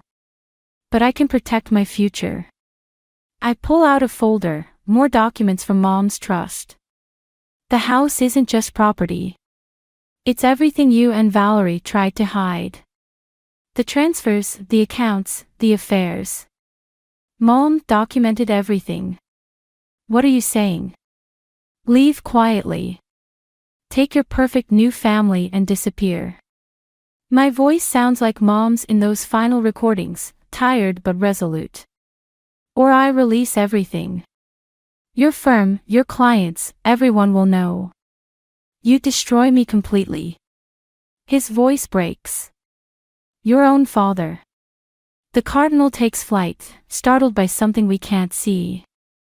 I think of Olivia wearing Mom's pearls, of Valerie redecorating Mom's garden.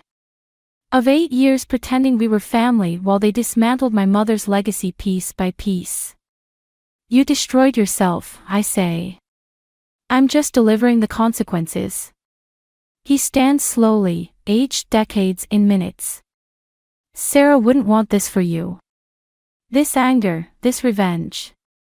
Don't you dare tell me what Mom would want. The words tear from my throat. You lost that right when you left her to die alone. He reaches for me, but I step back. Through the window, I see Ruth watching, her hand pressed against the glass. 3 days, I remind him. Then everything comes out. He walks away, shoulders bent like he's fighting a strong wind. I wait until his car disappears before my legs give out. Ruth finds me on the porch steps, clutching Mom's recorder like a lifeline.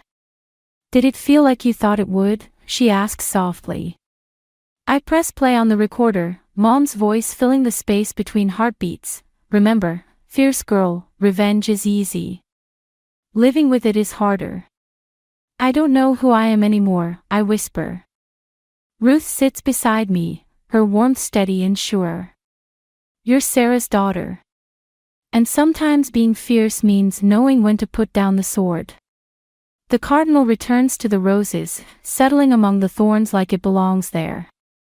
"In 3 days, I'll have everything I wanted: justice, revenge, my mother's house empty of their presence." But Mom's voice plays on. "The hardest victory isn't winning, sweet girl. It's knowing when you've won enough."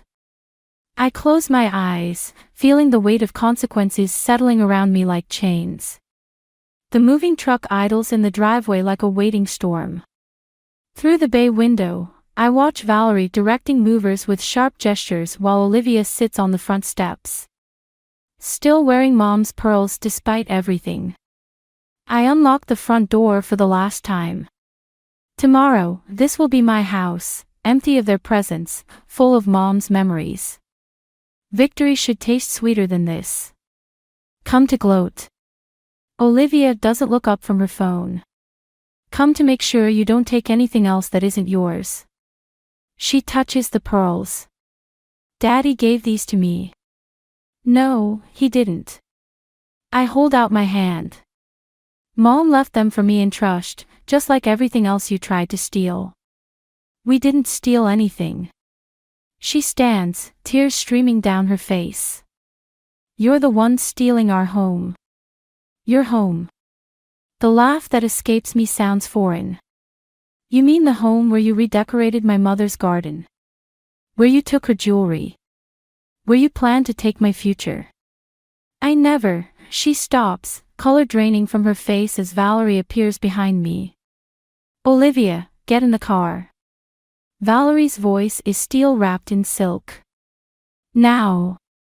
But Olivia doesn't move. Tell her, Mom. Tell her about the letters. What letters? Valerie's mask cracks slightly. Nothing. Just. Show her. Olivia pulls an envelope from her jacket. Show her what kind of person her precious mother really was. The envelope is old, the paper yellowed. Inside, I find letters in Mom's handwriting, dozens of them. All addressed to Dad, all dated during her final months. Read them. Valerie's voice trembles. Read how your perfect mother threatened to expose Thomas if he left her. How she used her illness to manipulate him. Why do you think she documented everything? My hands shake as I scan the pages. Mom's words, desperate and angry: "If you leave now, I'll make sure everyone knows what you did. And, you won't have anything left when I'm done." Sound familiar? Valerie steps closer. Like mother, like daughter. You're both so good at revenge. The truth hits like a physical blow. Mom wasn't just protecting me, she was fighting back, using the same weapons I'm using now. She was dying. The words taste like ash. You were taking everything from her. She was keeping Thomas trapped. Valerie's composure shatters. He was miserable, but she wouldn't let him go. So yes, we waited. And yes, we planned. Because she left us no choice. Dad appears in the doorway, looking worn and gray. That's enough, Val. No, they should both know the truth. Valerie grabs the pearls from Olivia's neck, snapping the strand. Pearls scatter across the porch like tears. You want your mother's legacy? Here it is, manipulation and spite, wrapped in righteousness. I stare at the broken necklace, at the scattered pearls catching sunlight. Mom's voice plays in my head, remember who you are, fierce girl. But who am I? My mother's daughter, carrying her anger like an inheritance. Or something else. Keep the house. The words surprise even me. Keep the pearls, keep everything. What? Olivia whispers. I don't want to be this person anymore. I look at Dad, really look at him. Mom chose revenge. I'm choosing to be different. McKenna, Dad starts, but I cut him off. I'm going to Northwestern. I'll find my own way there. I pull out Mom's recorder, placing it with the letters. Keep these too. We've all heard enough ghosts. Valerie's mask crumples entirely. Why? Because Mom taught me to be fierce. I step back, feeling lighter somehow. But she never taught me how to be free. I walk away from the house, their house now, truly theirs. Behind me, I hear Olivia crying, Valerie calling my name, Dad's heavy silence. But ahead of me, the future stretches clean and empty, ready to be filled with something other than revenge. Mom's last recording plays in my memory. The hardest victory isn't winning, sweet girl. It's knowing when you've won enough. I've won enough. More than enough. It's time to let the ghosts rest. The Northwestern acceptance package sits unopened on Ruth's kitchen table. Outside, the first spring roses are blooming, their petals catching morning light like tiny flames. You should open it, Ruth says, sliding a cup of tea across the table. Financial aid letters don't read themselves. My hands shake slightly as I break the seal. Inside, I find what Mom planned for all along, a full scholarship, based on merit and need. No loans, no compromises, no debts to anyone. She would have been proud, Henry says, his crossword puzzle forgotten. Not because of the money, but because of who you've become. A text lights up my phone. Olivia, found something in my room while packing. Think you should have it. You don't have to go, Ruth says, but I'm already standing. The drive to the house feels different now. The weight of revenge has lifted, leaving something lighter but more complex in its place. Olivia waits on the porch steps, holding a small wooden box I recognize from Mom's dresser. Her hands tremble as she holds it out. I took it the day after your mom died, she confesses. I thought if I had pieces of her, maybe Dad would love me the same way. Inside the box, I find Mom's charm bracelet, each charm telling a story. The paintbrush from my first art show. The book from when I learned to read. The rose from her garden. There's one more thing. Olivia pulls out a folded paper from her pocket. It was inside the box. I never read it. The letter is in Mom's handwriting, dated 3 days before she died. My fierce girl. By now you've probably discovered the truth about your father and Valerie. Maybe you've even chosen revenge, like I did. But I've learned something in these final days. Revenge is a mirror that shows us who we might become if we let pain guide our choices. I choose to let go, not because they deserve forgiveness, but because you deserve freedom. Freedom from the anger I've carried, freedom to become someone greater than our combined mistakes. The charms on this bracelet tell your story, not mine, not your father's, but yours alone. Add to it. Make it beautiful. Make it fierce. All my love. Mom. Dad's in his study, Olivia says quietly. He hasn't left since you gave us the house. I find him surrounded by papers and empty coffee cups. He looks up when I enter, his eyes red-rimmed. The pearls, he starts, but I shake my head. Keep them. They're just things. I touch Mom's bracelet on my wrist. I have what matters. He nods slowly, understanding filling the silence between us. Northwestern. Full scholarship. Mom made sure of it. She always was better at planning than me. He attempts a smile. Better at everything, really. Not everything. I think of Mom's letters, her desperate grip on a failing marriage. She held on too tight sometimes. So did I. And now, I look around his study, at the family photos he kept, the memories he couldn't quite let go of. Now I choose something different. Valerie appears in the doorway, her perfect makeup unable to hide her exhaustion. The movers need to know about the dining room set. Keep it, I say again. Keep it all. But remember why you have it. Understanding passes between us, not forgiveness, not yet, but something like recognition. We're all haunted by choices made in pain. Outside, Ruth's car waits to take me to my new future. But first, I stop in Mom's garden. The roses she planted still bloom, surviving winter, neglect, and change. I add a final charm to the bracelet, a tiny silver key. Not to the house I'm leaving behind, but to the future I'm choosing. A future where being fierce means knowing when to let go, when to bloom despite the thorns.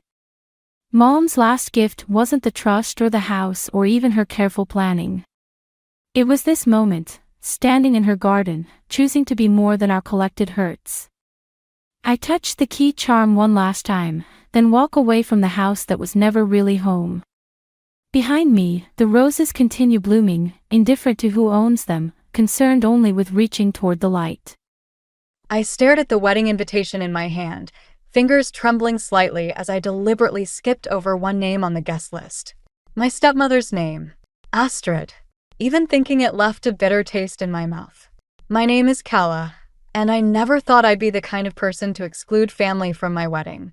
But then again, I never thought I'd have a stepmother who'd spend 10 years systematically destroying my relationship with my father either. Are you sure about this? Owen, my fiancé, asked from across our kitchen table. He wasn't judging, just concerned. The morning light caught his worried expression as he sipped his coffee. If I invite her, she'll find a way to make it about her, I said, setting down my pen. Remember my college graduation? Owen winced.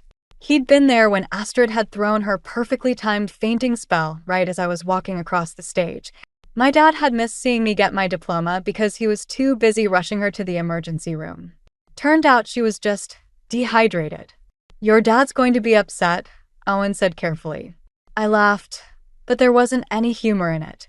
Dad's been upset with me since I was 17. That's when Astrid convinced him I was acting out because I asked why she'd thrown away the birthday cards I'd made him. The memory hit harder than I expected. I could still see those cards in the recycling bin, the ones I'd spent hours making every year since I was 6. When I confronted her, Astrid had smiled that saccharine smile of hers and said, "Oh, sweetie, your father needs to declutter his office. We can't keep every little scribble forever." My phone buzzed. A text from my stepsister Tessa. "Hey sis, Mom wants to know if you're still coming for dinner tonight. She's making your favorite lasagna." I smiled, feeling some of the tension ease. My mom Laurel and her husband Vincent had created the warm, supportive home I'd always craved. Tessa, Vincent's daughter, had become the sister I never had. The contrast between my two families couldn't be starker. "You should go," Owen said, reading my expression. "Clear your head. We can finish the invitations tomorrow." I nodded, but my eyes drifted back to the list. There, near the top, was my father's name alone. The empty space next to it felt like a declaration of war. My phone rang, and my stomach dropped when I saw the caller ID. Dad. I let it go to voicemail, something I'd been doing more frequently lately. It wasn't always like this. Before Astrid, Dad and I had been close. He'd taught me to ride a bike, helped with my science projects, cheered at my soccer games. But that man felt like a character in someone else's story now. The voicemail notification popped up, and against my better judgment, I played it. "Kala, honey," my father's voice came through, sounding tired. "Astrid mentioned she saw you at the mall yesterday, but you didn't stop to say hello. She's really hurt. I thought we'd raised you better than that." I clicked it off, my hands shaking again, this time with anger. I hadn't been to the mall in weeks. It was another of Astrid's little lies, designed to drive the wedge between us deeper. That's it, I said, picking up my pen again. In one decisive motion, I crossed my father's name off the list too. They can spend my wedding day together, just like they've spent every other important day of my life for the past decade. Owen reached across the table and squeezed my hand. Whatever you decide, I'm with you. I squeezed back, grateful for his support, but my mind was already racing ahead. This wasn't just about the wedding anymore. After years of manipulation and emotional abuse, maybe it was time for Astrid to learn that karma has a way of catching up with people. And I had a feeling she wouldn't like the RSVP life was about to send her way. The lasagna at Mom's house smelled amazing, but my stomach was in knots. Tessa sat across from me at the kitchen island, watching me push food around my plate while Mom and Vincent cleaned up dinner dishes. "Spill it," Tessa said, pointing her fork at me. "You've barely touched Mom's lasagna, and it's your favorite. What happened?" I set my fork down. I crossed Dad off the wedding invitation list. The clatter of dishes in the sink stopped. Mom turned around slowly, her hands still soapy. "You did what?" "After I decided not to invite Astrid, it just happened." I pulled out my phone and played Dad's voicemail for them. The kitchen fell silent except for his accusations echoing off the tiles. Vincent dried his hands and leaned against the counter. "That woman's got quite an imagination, doesn't she? Considering you were here helping me fix the deck all day yesterday." "That's the thing," I said, my voice cracking slightly. "She knows exactly what she's doing. Remember when I was 19 and Dad promised to help me buy my first car?" Tessa nodded. "The one he backed out of at the last minute?" "Yeah." I found out later that Astrid had convinced him I was too irresponsible because I missed one of her dinner parties. I was working a double shift at the hospital. She knew my schedule. Mom's face darkened. "That reminds me of your high school graduation. When she convinced Dad I was embarrassed by them because I didn't save them front row seats?" I laughed bitterly. "I did save them seats." She moved the reserve signs. The doorbell rang, making us all jump. Vincent went to answer it, and my heart stopped when I heard a familiar voice in the hallway. "Is Kala here? I really need to speak with her." "Dad." I shot a panicked look at Tessa, who immediately stood up. "I got this," she whispered, heading toward the front door. I could hear her talking to him, her voice firm but polite. "Graham, this isn't a good time. Maybe you could call first next time. She's my daughter, Tessa." "I have a right." "No, you have a responsibility," Tessa cut in, her voice sharp. "One you've been neglecting for years." I crept closer to listen, Mom right behind me. "That's not fair," Dad protested. "I've always provided for her. Financially, sure. But when's the last time you stood up for her? When's the last time you chose her?" The silence that followed was deafening. "Astrid says," he started. Astrid says," Tessa mimicked. "Do you ever wonder why you only hear about Kala through Astrid? Why you never know what's actually going on in your daughter's life anymore?" I heard Dad sigh. "I just want to talk to her about the wedding. Astrid's devastated about being excluded." "Of course she is," I said, stepping into view. My voice was steadier than I felt.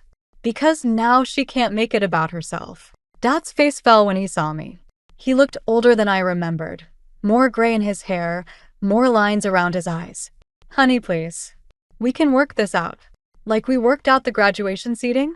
Or the birthday cards? Or the car?" Each example hit him like a physical blow. "Or maybe like yesterday, when I supposedly snubbed Astrid at the mall?" She wouldn't lie about. "I was here all day," Vincent called from behind me, "helping me rebuild the deck.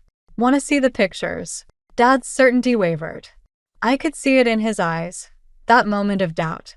But then his phone buzzed, and I knew without looking who it was. "I should go," he said, already backing away.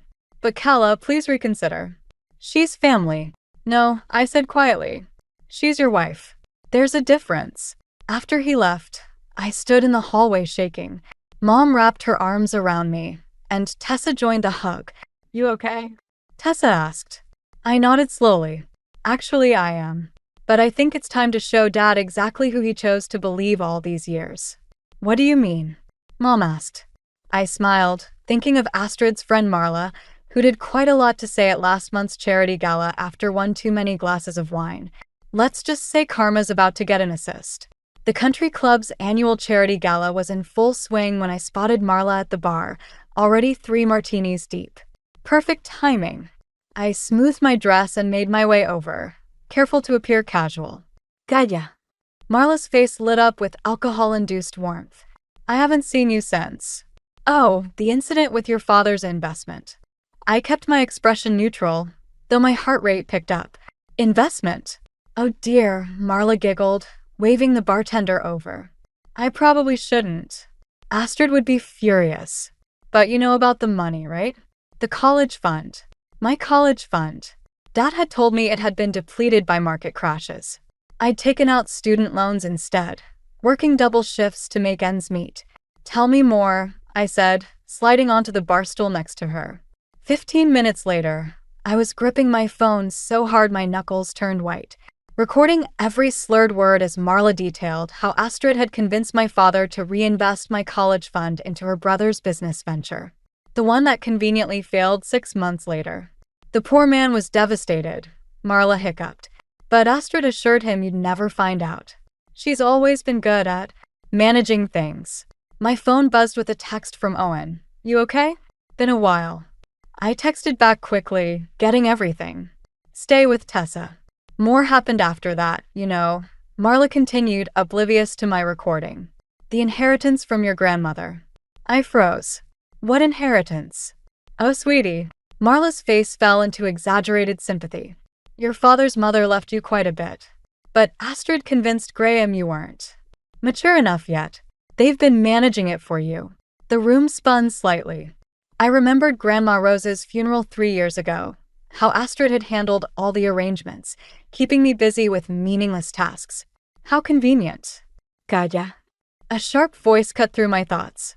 I looked up to see Astrid herself approaching, her designer dress and perfect makeup a stark contrast to Marla's increasingly disheveled state. What a surprise to see you here. I stood up slowly, tucking my phone away. Just catching up with Marla. She's been informative. Astrid's eyes darted between us, noting Marla's drunken state. Something like fear flickered across her face. Marla, dear, I think you've had enough for one evening. But I was just telling Kala about the money. Marla, Astrid's voice cracked like a whip. I believe your husband is looking for you. I smiled, feeling a cold satisfaction as Astrid's perfectly maintained facade cracked further. Don't worry, stepmom. We were just discussing family matters. You know, investments, inheritances. The usual. The color drained from Astrid's face. Whatever Marla said, she's drunk. You can't possibly what? Wonder why my college fund mysteriously vanished. Or why I never knew about Grandma Rose's inheritance. My voice was steady, but my hands shook. Or maybe I can't possibly understand why you've spent the last decade systematically destroying every financial safety net I had. You don't understand, Astrid hissed, grabbing my arm. Your father and I let go. Each word was ice. Or the recording of my entire conversation with Marla goes straight to Dad's phone. Right now. She released me like I'd burned her. Around us, other guests were starting to stare. You wouldn't dare, she whispered. It would destroy your father. No, I said loud enough for nearby guests to hear. You've been doing that just fine on your own. But here's what's going to happen next. You're going to tell him everything, or I will. And trust me, my version will come with proof. I turned to leave, then paused. Oh, and Astrid? Now you know why you're not invited to the wedding. I learned from the best. I don't want anyone stealing focus from the main event. As I walked away, I heard the distinct sound of glass shattering behind me. I didn't turn around. My phone was already buzzing with texts from Owen and Tessa, asking if I got what I needed. Oh yes, I typed back. And so much more. Time for phase 2. The truth about Astrid was finally coming out. But somehow, I had a feeling this was just the beginning of the storm. The recording from the gala sat on my phone like a loaded gun. 3 days had passed, and I still hadn't sent it to Dad. Every time my finger hovered over the send button, I remembered his face at my high school graduation, beaming with pride before Astrid whispered something in his ear and led him away. My doorbell rang. Through the peephole, I saw Dad standing there alone. My heart jumped into my throat. I opened the door. Did Astrid tell you? Tell me what? He looked exhausted, his suit wrinkled like he'd slept in it. I came because I found something in my office last night. He pulled out a familiar manila envelope. My college acceptance letters. The ones Astrid had told him I'd thrown away in a tantrum. I was cleaning out the filing cabinet, he said, his voice rough. These were hidden behind the tax records. Along with these, he handed me a stack of birthday cards. My birthday cards, the ones I'd thought were thrown away years ago. They were rubber banded together, stuffed in the back of the cabinet where I'd never think to look. Dad, please, he cut me off. Let me finish. I also found documentation about your grandmother's inheritance. My fingers tightened on the doorframe. And I need to know what else I've missed. His eyes met mine, pleading. What else has she? He stopped, swallowing hard. What else have I let happen? I pulled out my phone, pulled up the recording. You might want to sit down for this. We moved to the kitchen. Owen, who'd been quietly working in the home office, appeared with coffee and then tactfully disappeared again. I played the recording. Dad's face grew paler with each revelation. When Marla's slurred voice detailed how Astrid had orchestrated the failed investment of my college fund. His coffee cup clattered against the saucer. I trusted her, he whispered. She said your mother was poisoning you against us, that we needed to protect the family assets. The family assets? My laugh was bitter. Dad, I worked 60-hour weeks to pay for college. I ate ramen for dinner for 3 years. Meanwhile, Astrid was redecorating the house with my inheritance. I'll make it right, he said quickly. I'll transfer the money back. It's not about the money. The words exploded out of me. It's about you believing her over me. Every single time. It's about watching you choose her lies over your own daughter's truth for 10 years. His phone buzzed, Astrid's ringtone. He stared at it, then declined the call. She knows I found the documents, he said quietly. She's been calling all morning, trying to explain. And I told her I needed time to think. He ran a hand through his gray hair. The way she reacted, it was like a switch flipped. She started crying, saying I was abandoning her just like everyone else, that she'd done everything for our family. That's her playbook, Dad. Create a crisis, make herself the victim, wait for you to comfort her and forget about everything else. His phone buzzed again, a text this time. I caught a glimpse of the message. If you choose her over me, I'll make sure you regret it. Dad's hands shook as he read it. I've been such a fool. Yes, I said simply. You have. He looked up at me, eyes wet. Can you ever forgive me? I stood up, gathering the coffee cups. That depends.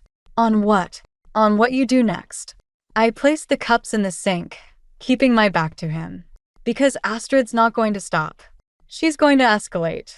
And I need to know if you're finally ready to stand up to her, or if you're going to cave the moment she turns on the waterworks. His phone buzzed again. And again. And again. I should go, he said, standing. I need to think. I nodded, not trusting myself to speak. As he reached the door, he turned back. Calla? Thank you for showing me the truth. After he left, Owen emerged from the office and wrapped his arms around me. You okay? I leaned into him, watching Dad's car pull away through the window. Ask me tomorrow. Something tells me this is just the calm before the storm. The invitation to Astrid's birthday dinner arrived 3 days after Dad's visit. Gold embossed cardstock, because of course it was. The note inside read, "Family should stick together. Let's start fresh. Love, Dad." Dad's handwriting, but Astrid's words.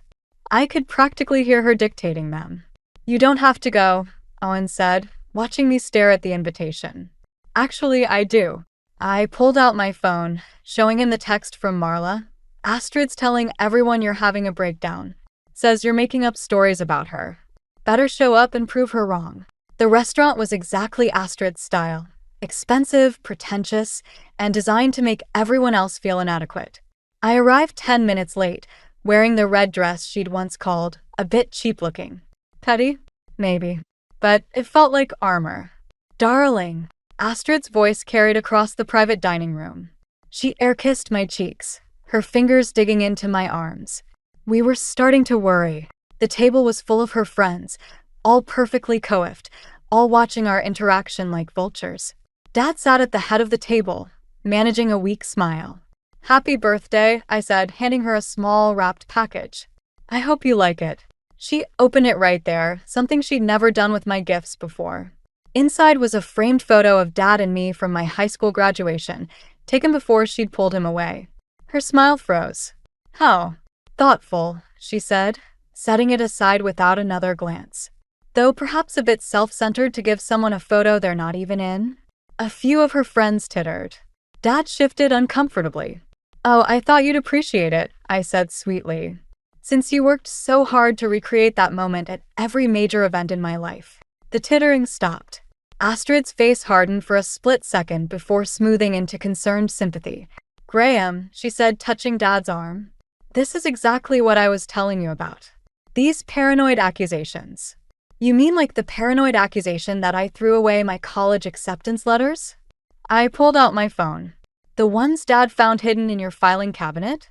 The room went silent. One of Astrid's friends, not Marla, choked on her wine. "Or maybe we should discuss my grandmother's inheritance?" I continued, my voice steady despite my racing heart. "The one you've been managing for me?" "Caleb," Dad warned, but his voice lacked conviction. Astrid stood up, tears gathering in her eyes. "I can't believe you'd ruin my birthday with these horrible lies." "Graham, please." "Show them the recording," Dad said suddenly. Everyone turned to stare at him. Astrid's face went white. "What recording?" she whispered. "From the gala," Dad said, standing too. "The one where Marla explained exactly how you manipulated our daughter's finances." Astrid's mask cracked completely. She grabbed my gift and hurled it across the room.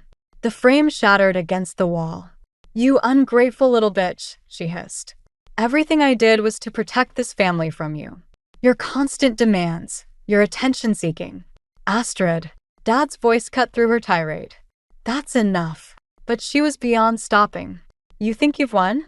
You think exposing me changes anything? I've been managing your father for 10 years. He always chooses me. Always." She turned to Dad, tears flowing freely now. "Graham, darling, you know how she twists things. Remember how she tried to come between us before? How she—" "Stop." Dad's voice was quiet but firm. "Just stop."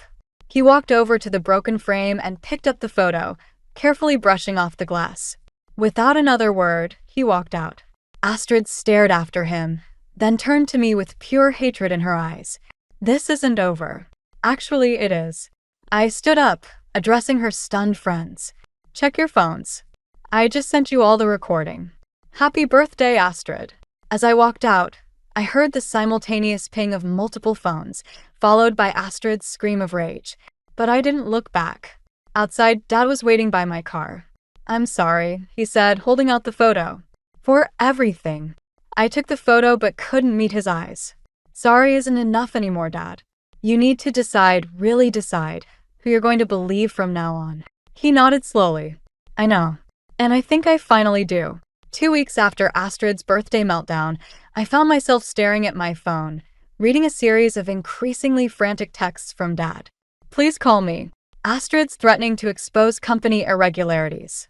She says she has proof I mishandled client funds." I could lose everything. My hands shook as I dialed his number. He answered on the first ring. "She's lying," I said immediately. "No." His voice was hollow. "She's not. Years ago, I made some questionable decisions. She helped cover them up. Said she was protecting our family." The floor seemed to tilt beneath my feet. "What kind of decisions?" "The kind that could land me in prison." He laughed, a broken sound. "She kept records of everything. Insurance, she called it." I sank onto my couch. "So that's how she controlled you all these years." "Kala, she's demanding I make a public statement. Say you fabricated everything about her, that you're unstable, trying to destroy our family because you never accepted the divorce." My throat closed up. "And if you don't, she'll turn over the documents to the SEC." The silence stretched between us, heavy with unspoken words. Finally, I asked, "What are you going to do? What choice do I have?" His voice cracked. "I'm sorry, sweetheart. I'm so sorry." The line went dead. An hour later, my phone exploded with notifications. That statement was everywhere, shared across social media by Astrid's friends. Each word felt like a physical blow. My daughter's recent accusations against my wife stem from deep-seated emotional issues and inability to accept our blended family. The allegations are completely false, motivated by jealousy and resentment. We hope she gets the help she needs. Owen found me still on the couch, staring at my phone. Jesús, calla. Have you seen? Yeah. My voice sounded distant, even to myself. I've seen. We have proof she's lying. The recording, the documents. Doesn't matter. I showed him the latest text from Dad. Please understand. I had no choice. Actually, a new voice said, he did. I looked up to see Tessa in my doorway, holding a manila envelope. Remember when you told me about Astrid's insurance? I had a friend at the SEC look into your dad's company records. She pulled out a stack of papers. Turns out Astrid's been embezzling money for years. Small amounts well hidden. She used your dad's passwords, made it look like his transactions. The proof she has against him? She created it. But my mind raced. That means your dad just publicly destroyed you to protect himself from crimes he didn't even commit. Tessa's voice was gentle but firm. The question is, what are you going to do about it? My phone buzzed again. A text from Astrid. See? He'll always choose me. Back off now, or there's more where that came from. I stared at the message, feeling something inside me finally break. All these years, I'd wanted revenge on Astrid while trying to salvage my relationship with Dad. But maybe I'd been wrong. Maybe they both needed to face the consequences of their choices. Tessa, I said slowly, can your SEC friend prove it was Astrid? Already has. Just waiting for someone to file a formal complaint. Owen sat beside me, taking my hand. Are you sure? This would destroy them both. They destroyed themselves. I squeezed his hand, then let go, reaching for the papers. Dad had a choice. He chose to sacrifice me instead of standing up to her. Again. And now, I looked at the evidence in my hands. Proof of years of financial fraud, all leading back to Astrid. My father's public betrayal still burned on my phone screen. Sometimes I realized the worst wounds come from the people who are supposed to love us most. Now, I said, I choose myself. I picked up my phone to make the call that would change everything. As it rang, I received one final text from Dad. I hope someday you'll understand. I already do, I whispered as the SEC officer answered. That's the problem. The morning of my wedding dawned bright and clear. I was in the bridal suite with Tessa and Mom when Marla burst in, still wearing her hospital scrubs. You need to see this, she said, thrusting her phone at me. A text from Astrid, at Memorial Hospital. Emergency surgery. Graham needs to be here. His daughter will understand, she always does. My hands clenched around the phone. When did she send this? An hour ago. But Kala. Marla's face was grim. I just finished my shift in the ER. She's not there. She never was. The room went silent. 10 years of manipulations, lies, and stolen moments crystallized into this final attempt to ruin my wedding day. Dad's not coming, is he? My voice sounded hollow. Mom stepped forward, but I held up my hand. No, it's okay. I already asked Vincent to walk me down the aisle. I thought maybe. My phone buzzed, a text from Dad, at hospital with Astrid. Surgery complications. I'm so sorry. Before I could respond, another message came through. This one from Astrid. Karma's funny, isn't it? Enjoy your special day. Alone. Something inside me snapped. Tessa, drive me to their house. Kala, the ceremony starts in 2 hours. Exactly. Time for one last conversation. 20 minutes later, still in my wedding dress, I stood on their doorstep. Dad opened the door, his face draining of color. You're supposed to be at the hospital, I said quietly. Astrid needed to come home for something. Stop lying. I pushed past him into the foyer. Astrid stood at the top of the stairs, perfectly healthy, her face twisting with rage when she saw me. How dare you come here? How dare I? My laugh echoed off the walls. You faked a medical emergency to keep my father from my wedding. But you couldn't even commit to the lie, could you? Had to come home to watch your handiwork unfold. Graham, Astrid called, her voice trembling. She's having another episode. The SEC investigation results came back yesterday. I cut in. Dad stiffened. Want to know what they found, Dad? All those financial crimes you thought you committed? The ones Astrid was protecting you from? It was her.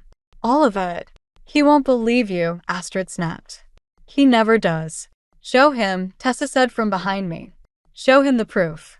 I pulled out my phone, pulled up the SEC findings. Dad's hands shook as he read. You. He looked up at Astrid. You did this? All of it. I did it for us. She descended the stairs, reaching for him. Everything I did was to keep our family together. By stealing from my company? By blackmailing me into denouncing my own daughter. She was trying to come between us. She always has. No, I said softly. You did that all on your own. Astrid's mask finally cracked completely. You ungrateful little bitch. I gave you a family. I already had a family. I turned to Dad. And now you have a choice.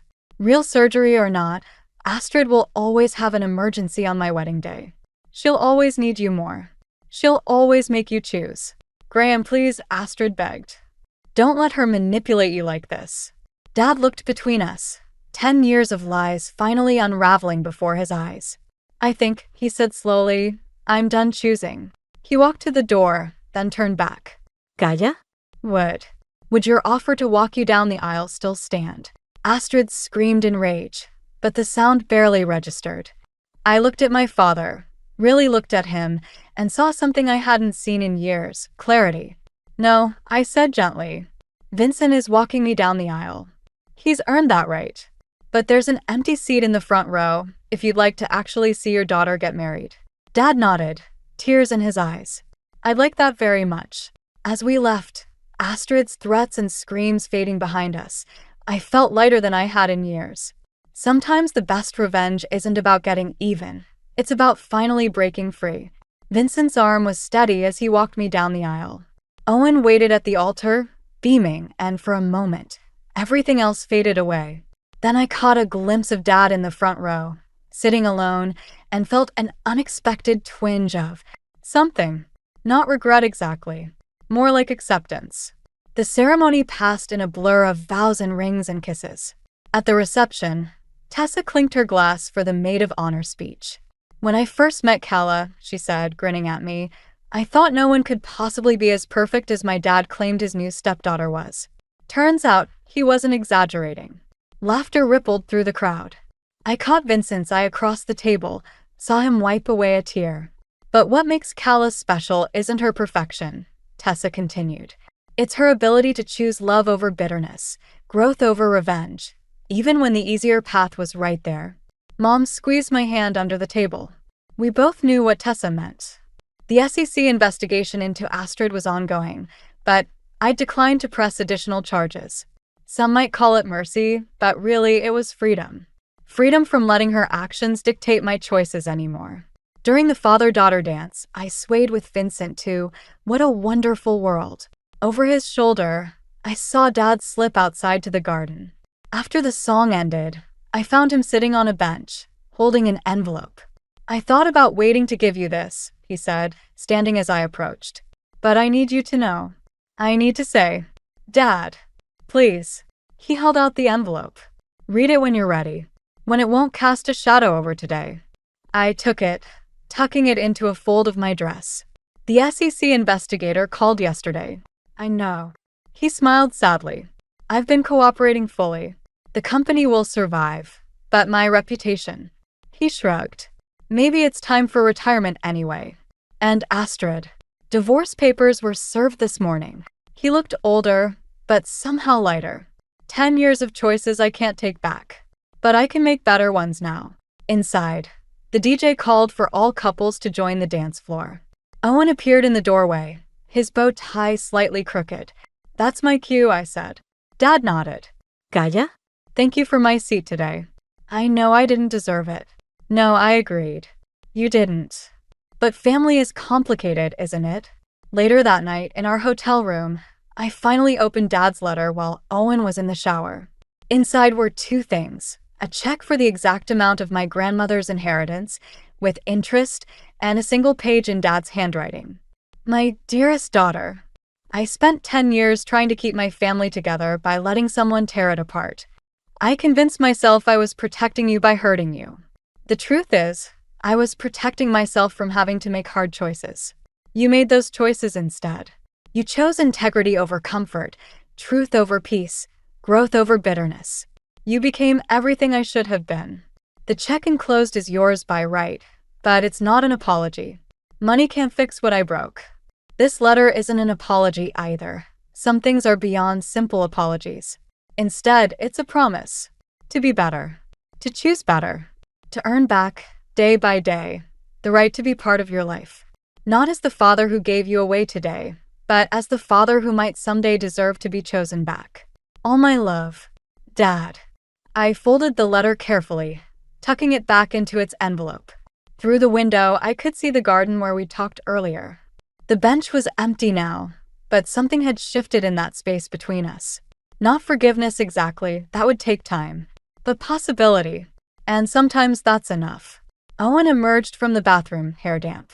Everything okay? I smiled, setting the letter aside. Yeah, I think it finally is. The next morning, we'd leave for our honeymoon. Dad would face the consequences of his choices. Astrid would face hers. But tonight, surrounded by the family I'd chosen and the love I'd built, I realized that the best revenge wasn't in destroying what had hurt me. It was in growing beyond it.